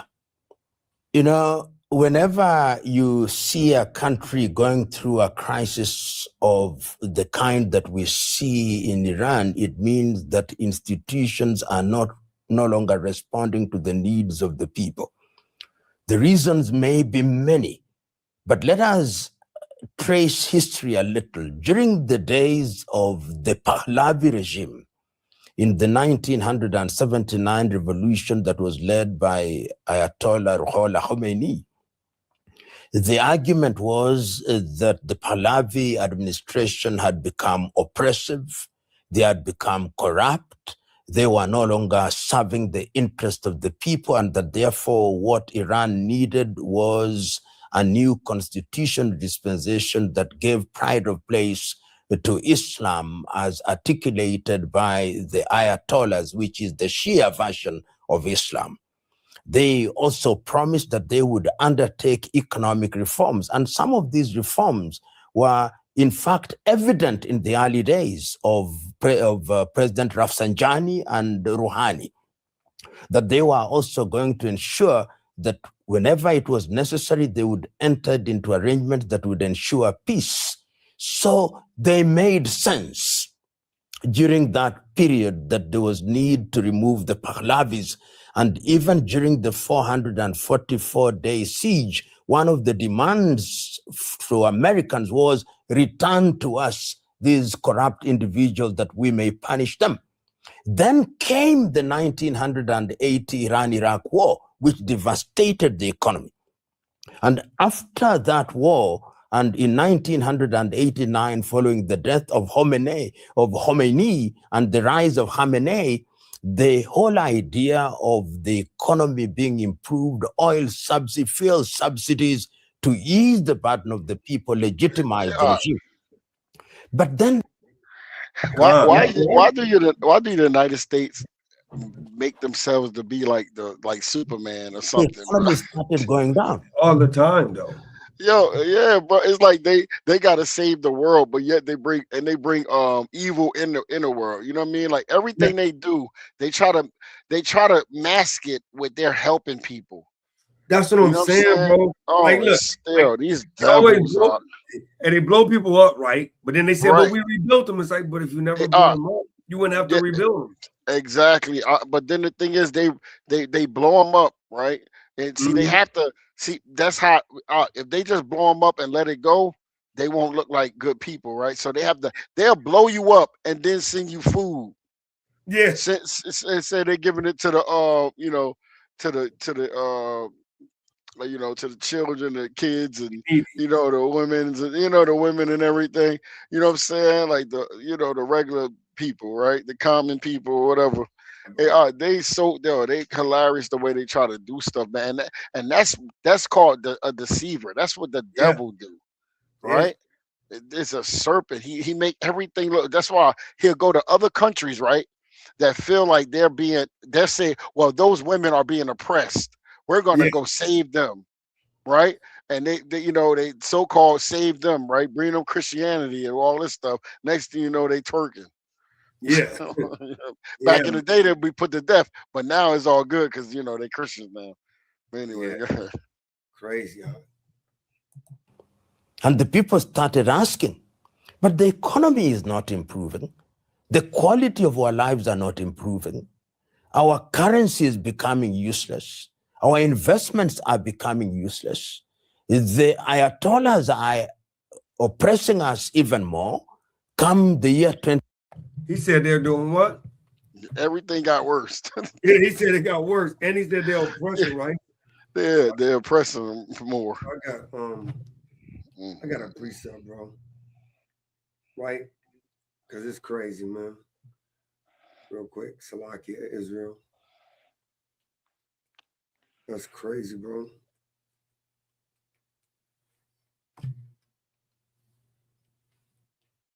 It's crazy, bro. That's just these people is wicked, bro. Give me Micah 2:2. Start at verse 1. Micah 2, verse 1. I was just reading this the other day, man. This is Micah chapter 2 and verse 1, and it reads, woe to them that devise iniquity and work evil upon their beds. Brother, because you can't tell me that they just woke up one morning like, we want to go invade Venezuela. We want to invade Africa and take their people as resources. Damn, I got most of them that devise iniquity and work evil upon their beds. What? When the morning is light, they practice it. They practice it, right? And what? Because it is in the power of their hand. Hey, because they can, bro. They can go kill. Yep. What did they say? They brought Gaddafi out in the middle of the street, out of the sewage, because he was hiding, and killed him. And she said, "What did Clinton say? We came, we saw, and we killed." Come on, brother. They said because it's what? At the end of verse 1? Because it is in the power of their hand. Because they can. Go ahead. They covet fields. And they covet your fields. I was just about to bring that up, K-Con. And take them by violence. No, they buy them. And take them by violence. No, they borrow them. And take them by violence. What did they do to America, brother? Didn't he say Edris? Ain't that what the video you said 1492? Then he said, well, I got a feeling that we can get there. He said, how? That's madness. You're going to fall out there. He said, Edris. Didn't he? Real quick, like he slid it in. Edris. Yep. Like he knew what was going on. Yep. Come on, man. We keep going. And houses. Hey, they take houses. What else? And take them away. So they what? So they oppress a man. Ain't that what the brother just said? So they oppress a man and what? And his house. What else? Even a man and his heritage. One more. Therefore, thus saith Yahweh, behold, against this family do I devise an evil. Go ahead. From which ye shall not remove your neck. And he said, wherever this family is, he gonna devise the evil, and they ain't gonna be able to remove their necks. And what? Neither shall ye go haughtily, for this time is evil. Hey, so the Most High gonna revenge it, but it's just crazy, King, that they oppress a man and his heritage, brother. Hey, pull let's go pull this real quick too, King. With that. Let me see. Bring out Jeremiah 49, King. Baba Kasha.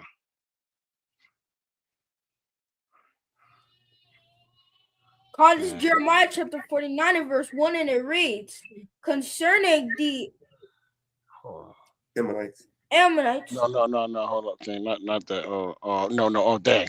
I think it's 9. Start at 9, King. So okay. I just try to pull it with you. God, this is Jeremiah chapter 49 and verse 9, and it reads, if grape gatherers come to thee, would they not leave some gleaning grapes? Let me go with you, King. Hold on. Let me make sure. Jeremiah. I'm sorry, King. What? Call it one more time. Jeremiah chapter 49 and verse 9, and it reads. Let me see if I want 9. Hold on. Let me see. Yep. Let's go up, King. Let's go to 7. Comes to Jeremiah chapter 49 and verse 7, and it reads, concerning Edom, thus saith Yahweh of hosts, is wisdom no more in Teman? Is counsel perished from the prudent? Is their wisdom vanished? And that going to Obadiah, right? He said he's going to take the why he going to take the wise men or something like that. Something like that. Yep. Exactly. Just go ahead, King. Flee ye, turn back, dwell deep, O inhabitants of Dedan, for I will bring the calamity of Esau upon him, the time that I will visit him. If grape gatherers come to thee, would they not leave some gleaning grapes? If these by night, they will destroy till they have enough. Salakia, but see, and this go right to Obadiah, right? See, Esau don't take a little bit; he takes everything. Everything. Now watch this. Go to 10, King. But I have made Esau bare. Right. I have uncovered his secret places. You see that, Salakia? See, Esau is being exposed right now. You see that? Go ahead, King. And he shall not be able to hide himself. You see that? Why? His seed is spoiled, and his brethren, and his neighbors, and he is not. Hey, man, listen. Hey, he's going to be uncovered. He's uncovered now. As you can see, he spread himself everywhere. But he was hiding. This is why I'll be talking about, like, a lot of these nations, we should call them different. Hey, these are a lot of these other nations that the leaders are Edomites. Okay. You know what I'm saying? You go to Mexico, you know, the real leaders over there are Edomites. Yeah. Jamaica, Edomites. Haiti, Edomites ruling these nations. A lot of the Ish people rule in those nations. Yeah. You see that? Go ahead, King. Leave thy fatherless children. I will preserve them alive, and let thy widows trust in me. For thus saith Yahweh, behold, they whose judgment not to drink of the cup have assuredly drunken. And art thou he that shall altogether go unpunished? They think they're not going to be punished. All right, go ahead, King. Thou shalt not go unpunished, but thou shalt surely drink of it. That's Revelations. Yep. Revelations right there. Watch this. Okay.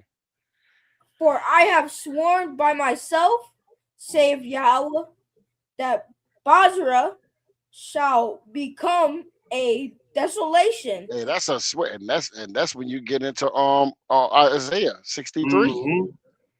Right? So many prophecies right here. He said they're gonna become a desolation, right? Oh, go ahead. A reproach, a waste, and a curse. That's Deuteronomy right there. When the curse is reversed. Go ahead. Yep, there you go, King. And all these and hold on, Salakia. And and Malachi 1 and 3. Yeah. He said what do you say? We are impoverished. Yeah. Right. Mm-hmm. And all the cities thereof shall be perpetually waste. Mm-hmm. All right.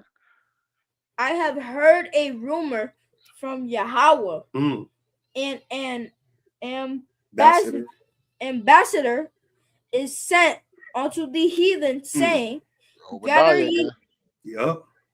Gather ye together and come against her, and rise up to the battle. For lo, I will make thee small among the heathen, and Obadiah again. and despised among men. Obadiah again. You see that? And I mean, we can keep going. Look, I mean, man, I mean, it's right going right into what we was reading. I mean, in Obadiah. Yep. Yeah. So. And whoever they get a chance, they can read all this. Yeah. Yeah. And just keep reading because it goes in Obadiah when you keep reading. Yeah. It's exactly. Go right into it. Yeah. Exactly. Yeah. So The 22, the young girl is arrested for not dressing according to the code prescribed by the regime. She unfortunately dies in prison. And the women are now saying, we want to be treated like human beings. So as it is now, there is appetite for change. For some people, there's even nostalgia for the old regime, which is very human. And all these factors then legitimize and justify the kind of calls that we see from the United States of America that this is a tired administration. And of course, the word that the United States of America and Western Europe always use is democracy, a one-size-fits-all Eurocentric, Americocentric model of governance. And the younger generation are responding to this rhetoric. And I hear some of them saying, what we want is change. We'll deal with what change brings later. A dangerous thing to say, because history is consistent in telling us that when you make change and that change is not orderly, restoring order can take time. But that is an intellectual debate which does not respond with real politique. Real politique is that the Americans would want to see a totally different administration in Tehran. The Israelis would want to see a totally different administration in Tehran, and for specific reason. During the 12-day war,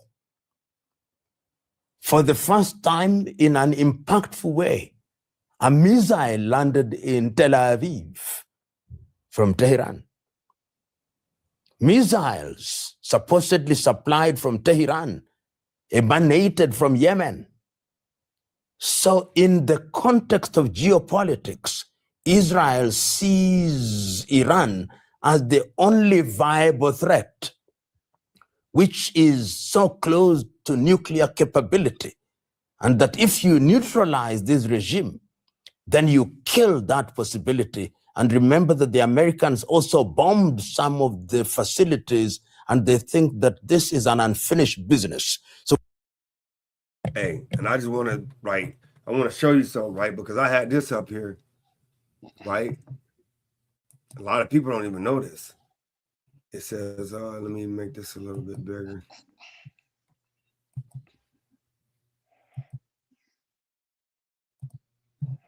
Right? I gotta make it a little bit smaller because it's it said US is running out of missiles thanks to Trump's war in Iran. Because see, a lot of people keep forgetting America's in war still in Taiwan, and they're still in war in Ukraine. So now they entered into this war. So watch, it's gonna get into that. It says American forces are no longer capable of supplying missiles to U.S. allies amid its war with Iran.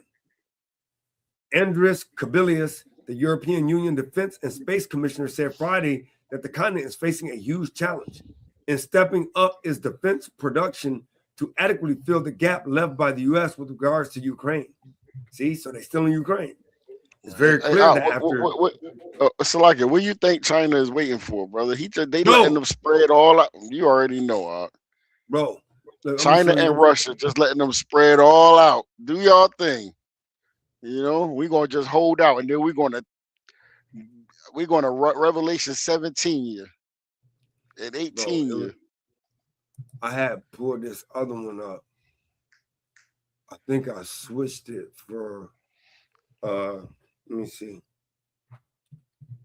real quick.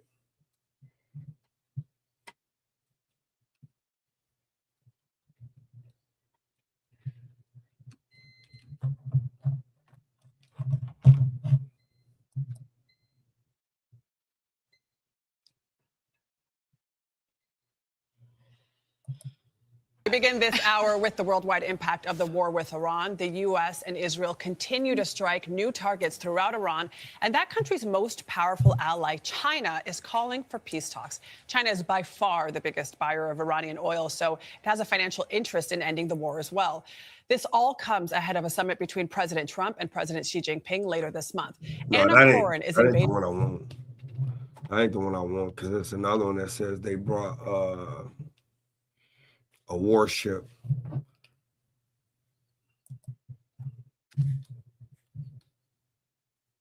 Because America gonna definitely try to water it down. Here we go.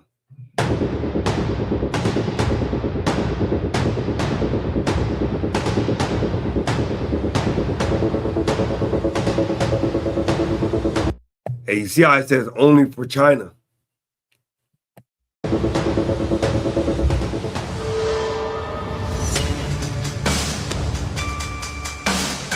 See, that's why I like going to these other sources because you see the world oil route now, China only. So they only open it up for China. Anybody else coming up in there? Oh, you getting bombed, man. Because they got these things. Oh, you go ahead. You got it, King. Oh, no, good. You got these little bombers, right? They in trucks. And America, I'm going to bring it up real quick after I show you just a little bit more of this video. But America can't even bring that USS Lincoln in there, which is like one of the biggest war ships ever made in the world. But they can't even bring it because they got these little, I can't remember what the name of these things is, but they carry these rockets that goes 3 times the speed of sound. So America doesn't have anything, nobody has anything that can actually defend it because it's so fast to where, and it's radio and it's remote control. So it's so fast to where if they bring it any closer, that USS Lincoln, bro, it's gonna hit it. I'm gonna bring that up real quick after I just show a little bit more of this.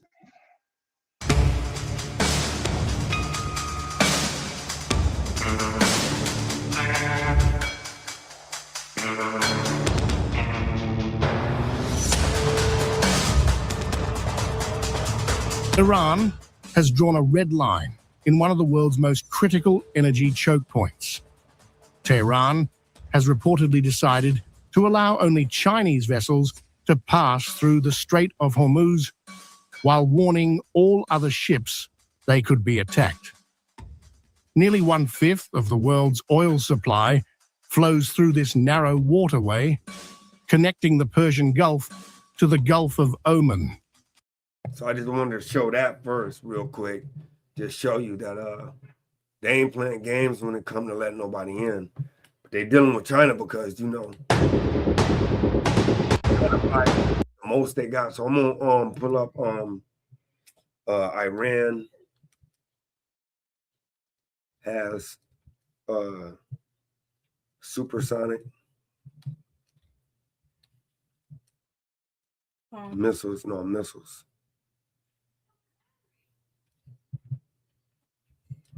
And USS Lincoln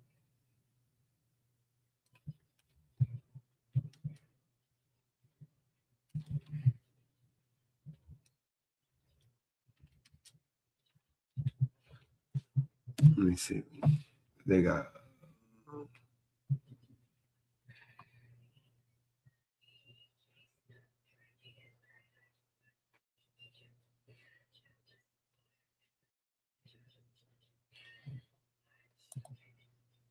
Iran has reportedly struck the USS Abraham Lincoln, which is known as the United States' largest warship. Yes, you heard that correctly. Iran, specifically the IRGC, has officially claimed that they have successfully targeted and hit the US's largest aircraft carrier, the Abraham Lincoln. They are stating that 4 ballistic missiles directly impacted the vessel.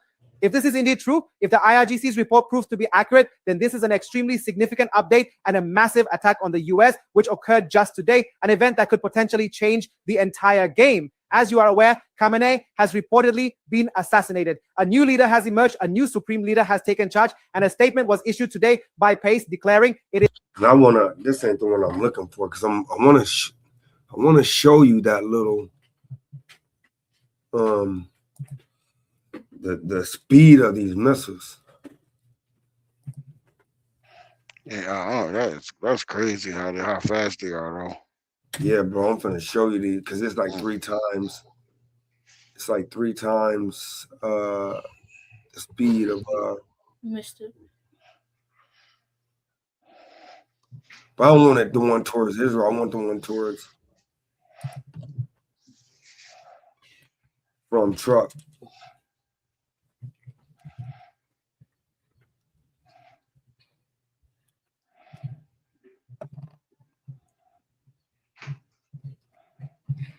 They be on like the shore.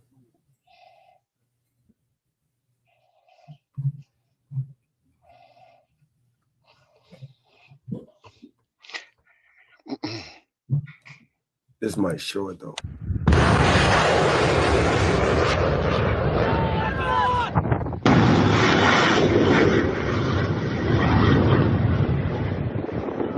In a stunning development, Iran released footage of a missile launch that allegedly hit the United States aircraft carrier USS Abraham Lincoln on March 5th. The footage showed anti-ship cruise missiles being launched from the Iranian coastline toward the 100,000-ton nuclear-powered aircraft carrier of the US Navy. The footage shows multiple missiles launching from coastal batteries, streaking over the waters and across the sky. The release of the footage appears aimed at sending a message to Washington as tensions between Iran and the US continue. Not the one out. They ain't showing what I need. I had got it. I looked at it earlier. Let me go to my. King, well, while you read that, read 2 Ezra 16 and let's start up top on that one. Tell you about them the missiles.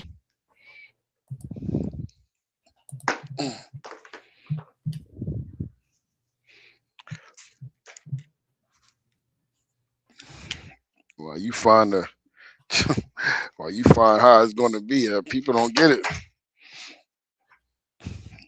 This is all prophecy, man. This is 2 Ezra chapter 16 and verse 1, and it reads, "Will be unto thee Babylon, and Asia will be unto thee Egypt and Syria.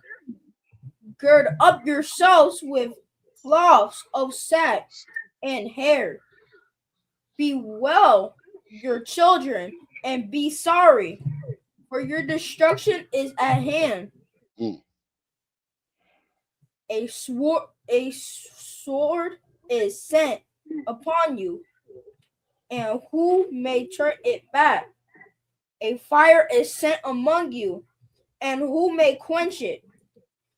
Plagues are sent unto you, and what is he that may drive them away? May any man drive away an hungry lion in the wood, or may anyone quench the fire and stubble? When it have begun to burn,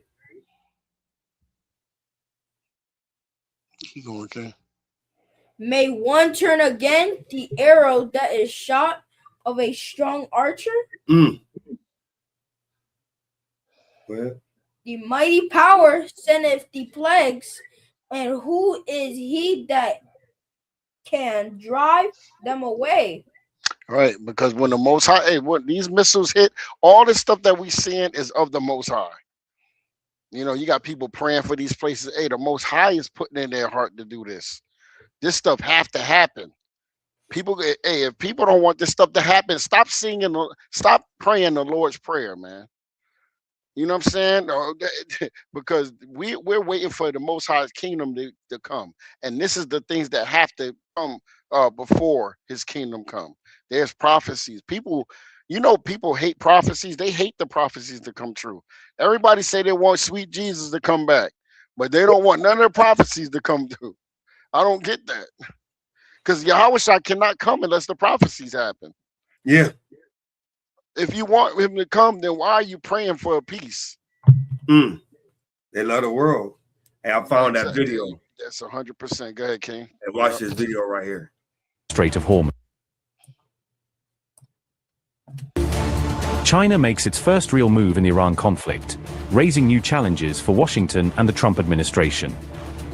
Beijing is now working to safeguard its economic and strategic interests across the Gulf region. As China inches closer to direct involvement, Iran's allies express unease about shifting regional power dynamics.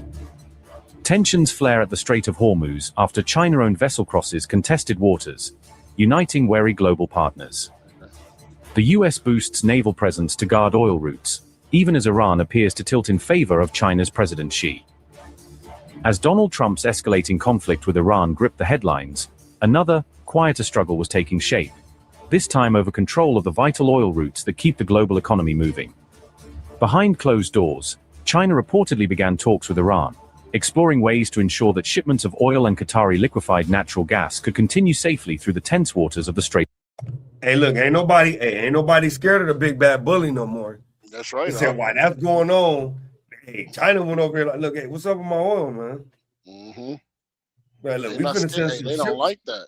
Yeah. And that's why I had to get the right news, man, because you know, you get the American news, they're gonna mask it and yeah, this peace talk with China. No, China ain't even said nothing to America. They talking to Iran. Hey, Iran could I get something on that? Coming in that strait. That's right. Well, one more thing, because you just said something, brother, and that's the truth, right? And hold on. Right. Hey, go to Revelation 17 real quick of what you just said, and go to 16 and read down to what you call it. It's pretty quick. Wow. This Revelation chapter 17 verse 17, and it reads, 16. For Yahweh have put in their hearts to fulfill his 16, King. Sure. And the 10 horns which thou sawest upon the beast, these shall hate the whore, and shall make her desolate and naked, and shall eat her flesh, and burn her with fire. Right, go ahead. For Yahweh hath put in their hearts to fulfill his will, and to agree and give their kingdom unto the beast, until the word of Yahweh be fulfilled. Right, because these nations are not scared anymore. Hey, the Most High put it in their spirit to do this. They're not fearful anymore. Go ahead, Art. For Yahweh hath put in their heart. Verse 18. And the woman which thou sawest is that great city which reigneth over the kings of the earth. And we know that this is America, because America reigned over the kings of the earth. Yep. You see that? That's why they're able to go into another country and tell them what they can't have, and can't have. You know what I mean? And then they put their attack you, make you look like the bad person, and then put military in your land. That's crazy, Art. Take your oil and bring it back to them. For the Lolo. For the Lolo. Right? And listen, if you don't give it to them, we're going to take it. We're going to take. Ain't that what they told Venezuela? That's exactly what they They say told either him. you give us your oil fields or we're gonna come take your oil fields. Yes, that's it. Matter of fact, real quick, I ain't Mm. gonna go away from this video too much, but Yeah. let's prove that real quick.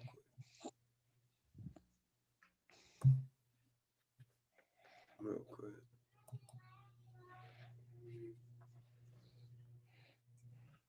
Crazy.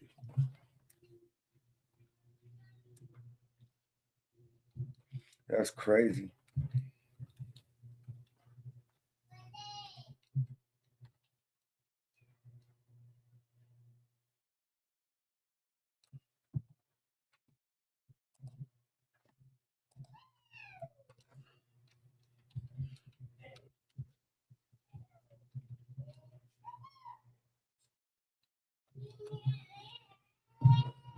Okay, here we go. Mr. President, Julio Rosas with Most Peaceful.media. You just referenced the lower amount of illegal drugs that are coming by sea, and you just said that you're going to start that same program on land soon. Are you just referring to Venezuela, or are you referring to other countries in Latin America? Anywhere drugs are pouring in, anywhere, not just Venezuela. Yes. Speaking of Venezuela, Ma'am? oil. What are we going to do with the oil that we have? Going to do with what? The oil that has been seized. The United States seized 1.9 million barrels of oil on December 10th. We're going to keep it. We're keeping it. Where's it? Are we going to sell it or put it in the strategic Maybe oil we'll sell reserve? it, maybe we'll keep it. Maybe we'll use it in the strategic reserves. We're keeping it. We're keeping the ships also. Yeah, please.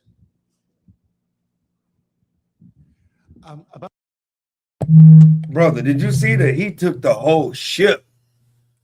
He said, forget just keeping the barrel. We finna take your whole ship. Yeah. God. Bro, that's crazy work.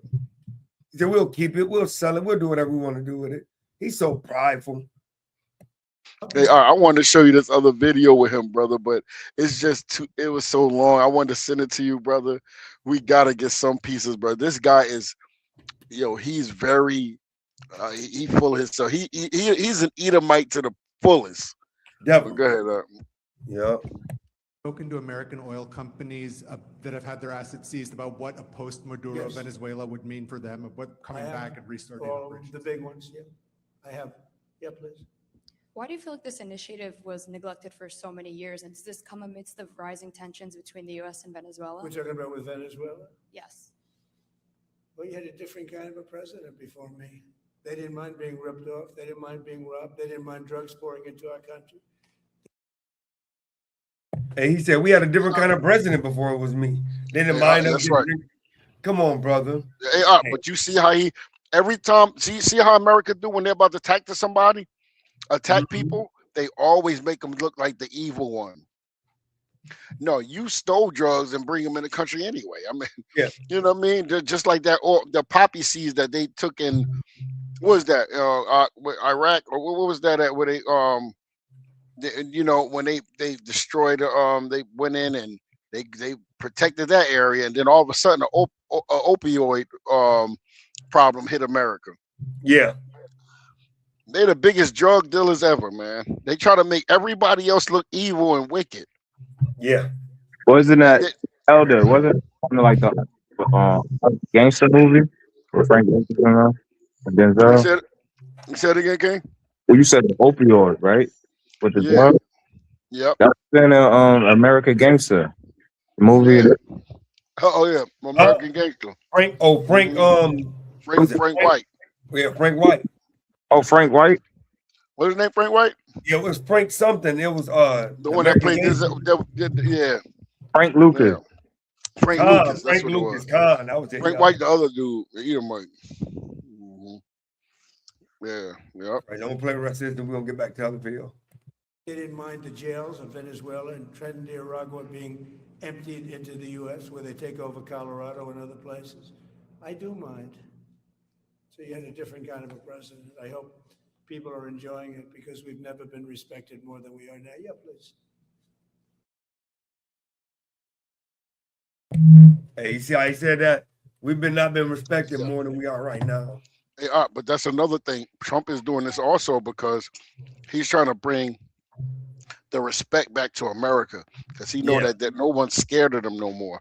Yep. You understand? So he's so cocky of an Edomite that he's willing to go fight everybody and also to get riches. So he's going to steal because they're losing riches. You got this is this video where he said that now we're the most wealthy country again when they started to steal things like this oil. Yeah, because they You know what stole I a mean? whole tanker full of oil. Yeah. Mhm. Crazy work. That's all they care about is being that rich country again and having the power, showing their power. You know, but hey, that's going to be their demise. Yep. Just like Rome. Just like Rome. Strait of Hormuz.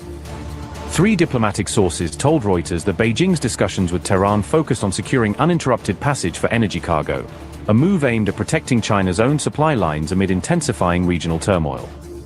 China is understood to have pressed Iran to keep crude and LNG ships moving, highlighting that its energy stability depends on open and secure trade routes through this narrow but critical waterway. The talks came at a time when the joint US and Israeli assault on Iran was entering its 6th straight day, and the confrontation had already begun to choke one of the world's most important energy arteries.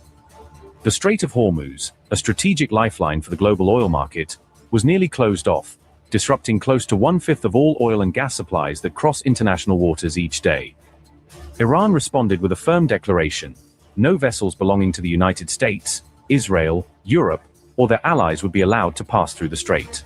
The move sent shockwaves through global markets and raised fears of an extended energy crisis. Hey, brother. Hey, ain't nobody scared no more, man. They literally said, look, anybody that's from Europe, basically anybody from NATO, you bring your ship through here if you want to. Yep. Yeah, they're not scared, bro. They waiting. Look at that. Iran declared no U.S., Israeli, European, or allied vessels will be allowed through Hormuz. Hey, I remember one of the guys asked the leaders at Iran, like, "Are you worried about America doing sending ground troops?" They say, "No, we're waiting for them to send it. Bro, we're more than ready for it." Yeah, they ain't even bringing that USS Lincoln close, bro. Because I'm telling you, I think a little bit further in this video is gonna show you that truck bomb, bro. Crazy. It said it goes 3 times the speed of sound. That's crazy. Yet, in Tehran's carefully worded statement, one omission stood out. There was no mention of China. The silence was widely seen as intentional, leaving a diplomatic opening that could benefit Beijing at a crucial moment. Shortly after, maritime tracking data caught the attention of analysts worldwide.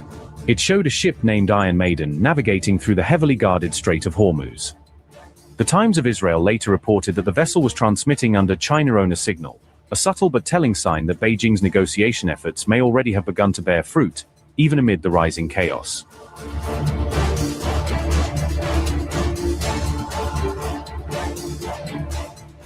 China, the world's second-largest economy, depends on the Strait of Hormuz for nearly 45% of its total oil imports, a lifeline it cannot afford to lose. Despite being a close ally of Iran, Beijing is reportedly uneasy with Tehran's latest blockade decision, according to Reuters. Sources say China has urged all parties to act responsibly, protect commercial vessels, and keep the crucial Strait of Hormuz open for global trade. Beijing now buys around 90% of Iran's oil export. Hey, bro. Hey, he said telling both parties to act responsibly. They basically talking to America and Iran. Like, when we come bring our vessel through here, y'all better not mess with our vessel. As he said, they're the only one coming through. Everybody else can't come through. Hey, look. Said, hey, they say they buy 90%. 90%, brother. And they said when we come through, basically what they're saying is, America, you better not be firing at Iran when we come through. And I don't give a dang, Iran, you better not be firing at America. Because if we get hit, it's going to be problems on both of y'all. Yeah, That's why he said act responsibly when we bring our ships through. Wow. Hey, bro, China kind of look like the big bad wolf now. Yeah. Hey, look, they waiting, bro. Hey, they know that they ain't messing with them. Say they saying like, we coming through. We bringing our Cadillac through. Exactly. Yeah, we know y'all after the little man. Y'all ain't messing with nobody big. Y'all ain't messing with us in Russia. Yeah.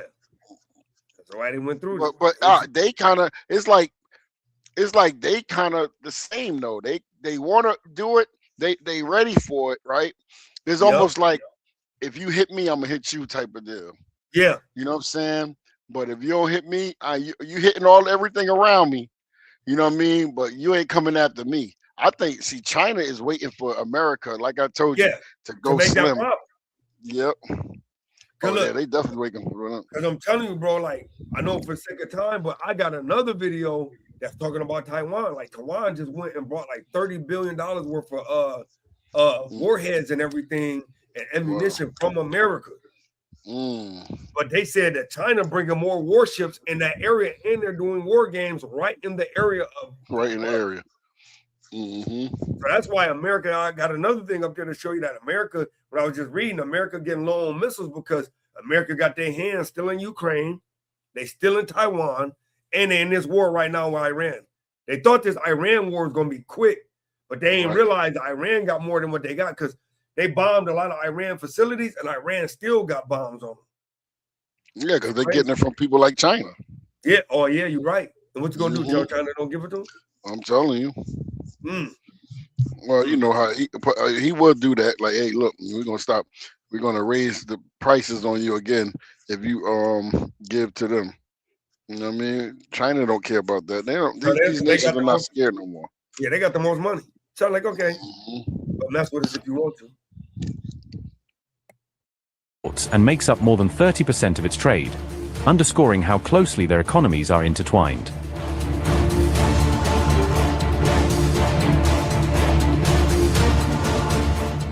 Crude oil prices have soared by more than 15% since the outbreak of the war, driven by suspension in output and waves of attacks targeting key energy facilities. Iranian missiles hit targets reaching as far as Cyprus, Azerbaijan, and Turkey, a spread of strikes that sent shockwaves through global markets. Several major economies have warned that the intensified energy shock could trigger another worldwide surge in inflation and disrupt fragile post-war recoveries. Data shows tanker traffic through the Strait of Hormuz collapsed to just 4 crude transits on March 1st, down sharply from a daily average of 24 since January. Nearly 300 oil tankers remain stranded inside the strait, effectively trapped as heavy fighting continues around the region's narrowest choke point. Bro, did you just hear that? They said 300 tanker ships is stuck in that area. Can't even move because of all the war activity around it. Wow. Just imagine a country that is really needing that oil. Yeah. Yeah, that's why them prices going up. Yeah. What it said about it said 90% is bought by China. I mean, China. Yeah, China buys like 90% of their oil that they ship out. Dang, you know they're gonna protect that. Yeah, that's why China said, "Okay, y'all, but act responsibly when I'm bringing my ships to come out." And they said they're the only ones that's leaving. They said China ships are the only ones that's going in and out. Dang. Hey, they ready for it. That's why they like, yeah, I ain't worrying about them. They ain't gonna touch us. But see, Donald Trump is so cocky. He'll try it. Hey, if he do that, bro, that's something they really don't want to do. Oh yeah, it's coming over here then. Yeah, they don't want to deal with that. Hey, America gonna be touched that day. Yeah. China not scared of America, King. Nah. Because China the only place that America ain't got no embassy at. So you can't get no backdoor deal. There ain't no backdoor in. China, after I can't remember what happened, but China closed their gates to everybody. So ain't nobody dealing with China. Nobody get in China, out China. No, they ain't happening. So I'm gonna play this some more. Shipping executives say that only Chinese or Iranian-owned vessels are currently attempting to pass through the contested waters of Hormuz. The near-freeze in maritime movement has put President Trump's administration under mounting pressure, as rising energy costs and inflation fears grip global markets. In response, President Trump announced that the U.S. Navy will begin escorting commercial ships through the Strait of Hormuz to ensure their safe passage. Yet despite the declaration, hundreds of oil and LNG carriers remain anchored or have diverted their routes, according to a report by NBC News.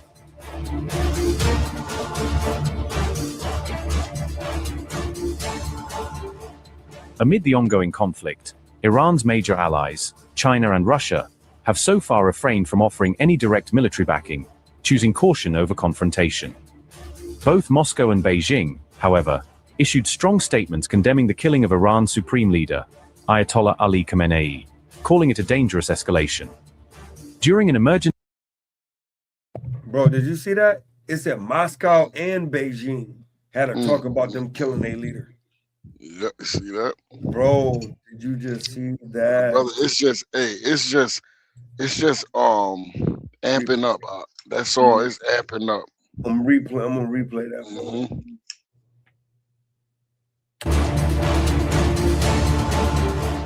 Amid the ongoing conflict, Iran's major allies, China and Russia, have so far refrained from offering any direct military backing, choosing caution over confrontation. Both Moscow and Beijing, however, issued strong statements condemning the killing of Iran's supreme leader. So they condemned that, brother. They didn't like that. So China and Russia don't want to support Iran? They do, but they said they don't want no conflict right now because they both in war with America right now. But they said that they condemned that they killed Iran's leader.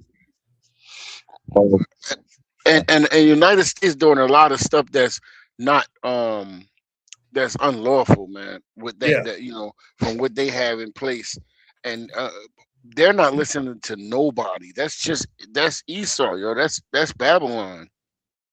They don't listen to nobody, you know, and that's crazy, man. And then it was another video I saw that they said that Congress is getting mad at Trump because Trump, when you go to war, you're supposed to go and, you know, talk to the House and the Senate. They said Trump just sending troops and war, bombs and everything. He sent out the USS Lincoln. He ain't getting no permission from nobody. You know, because he got the he got the main Edomite making them do it. That's why, because the people that control they control everything anyway. You know what I'm saying? So yeah, that little small man. Yeah, that kind of small. A little skull hat. Yep. So I'm gonna keep going. Ayatollah Ali Khamenei, calling it a dangerous escalation. During an emergency meeting of the United Nations Security Council, China sharply criticized the joint US-Israeli offensive on Iran, demanding restraint and dialogue. The coordinated strikes by Israel and the United States were launched on February 28th, resulting in the death of Ayatollah Khamenei and sparking outrage across the region. In retaliation, Iran targeted US allies throughout the Gulf and struck at American and Israeli naval units operating near its territorial waters.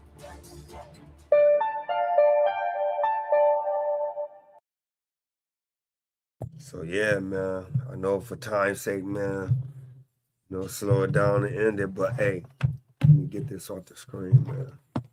Yeah, come on, King. Hey, that was the most powerful history lesson ever, bro. Seriously. Because I just wanted, I know it's been a while since we did a current event. Yeah. You know, so, you know, I was trying to end this thing, you know, with a good, decent, you know, but just it's so much information that I've been researching. Right. And, you know, I just wanted to kind of to bring it out to our people, man. Yeah. We just want y'all to know the awareness of what's going on right now. Like these countries ain't playing with each other now. They going against their laws that they place for themselves. Yeah. They not abiding by that anymore neither. So still letting our people, you know, look, trying to get right with the Most High God and His Son.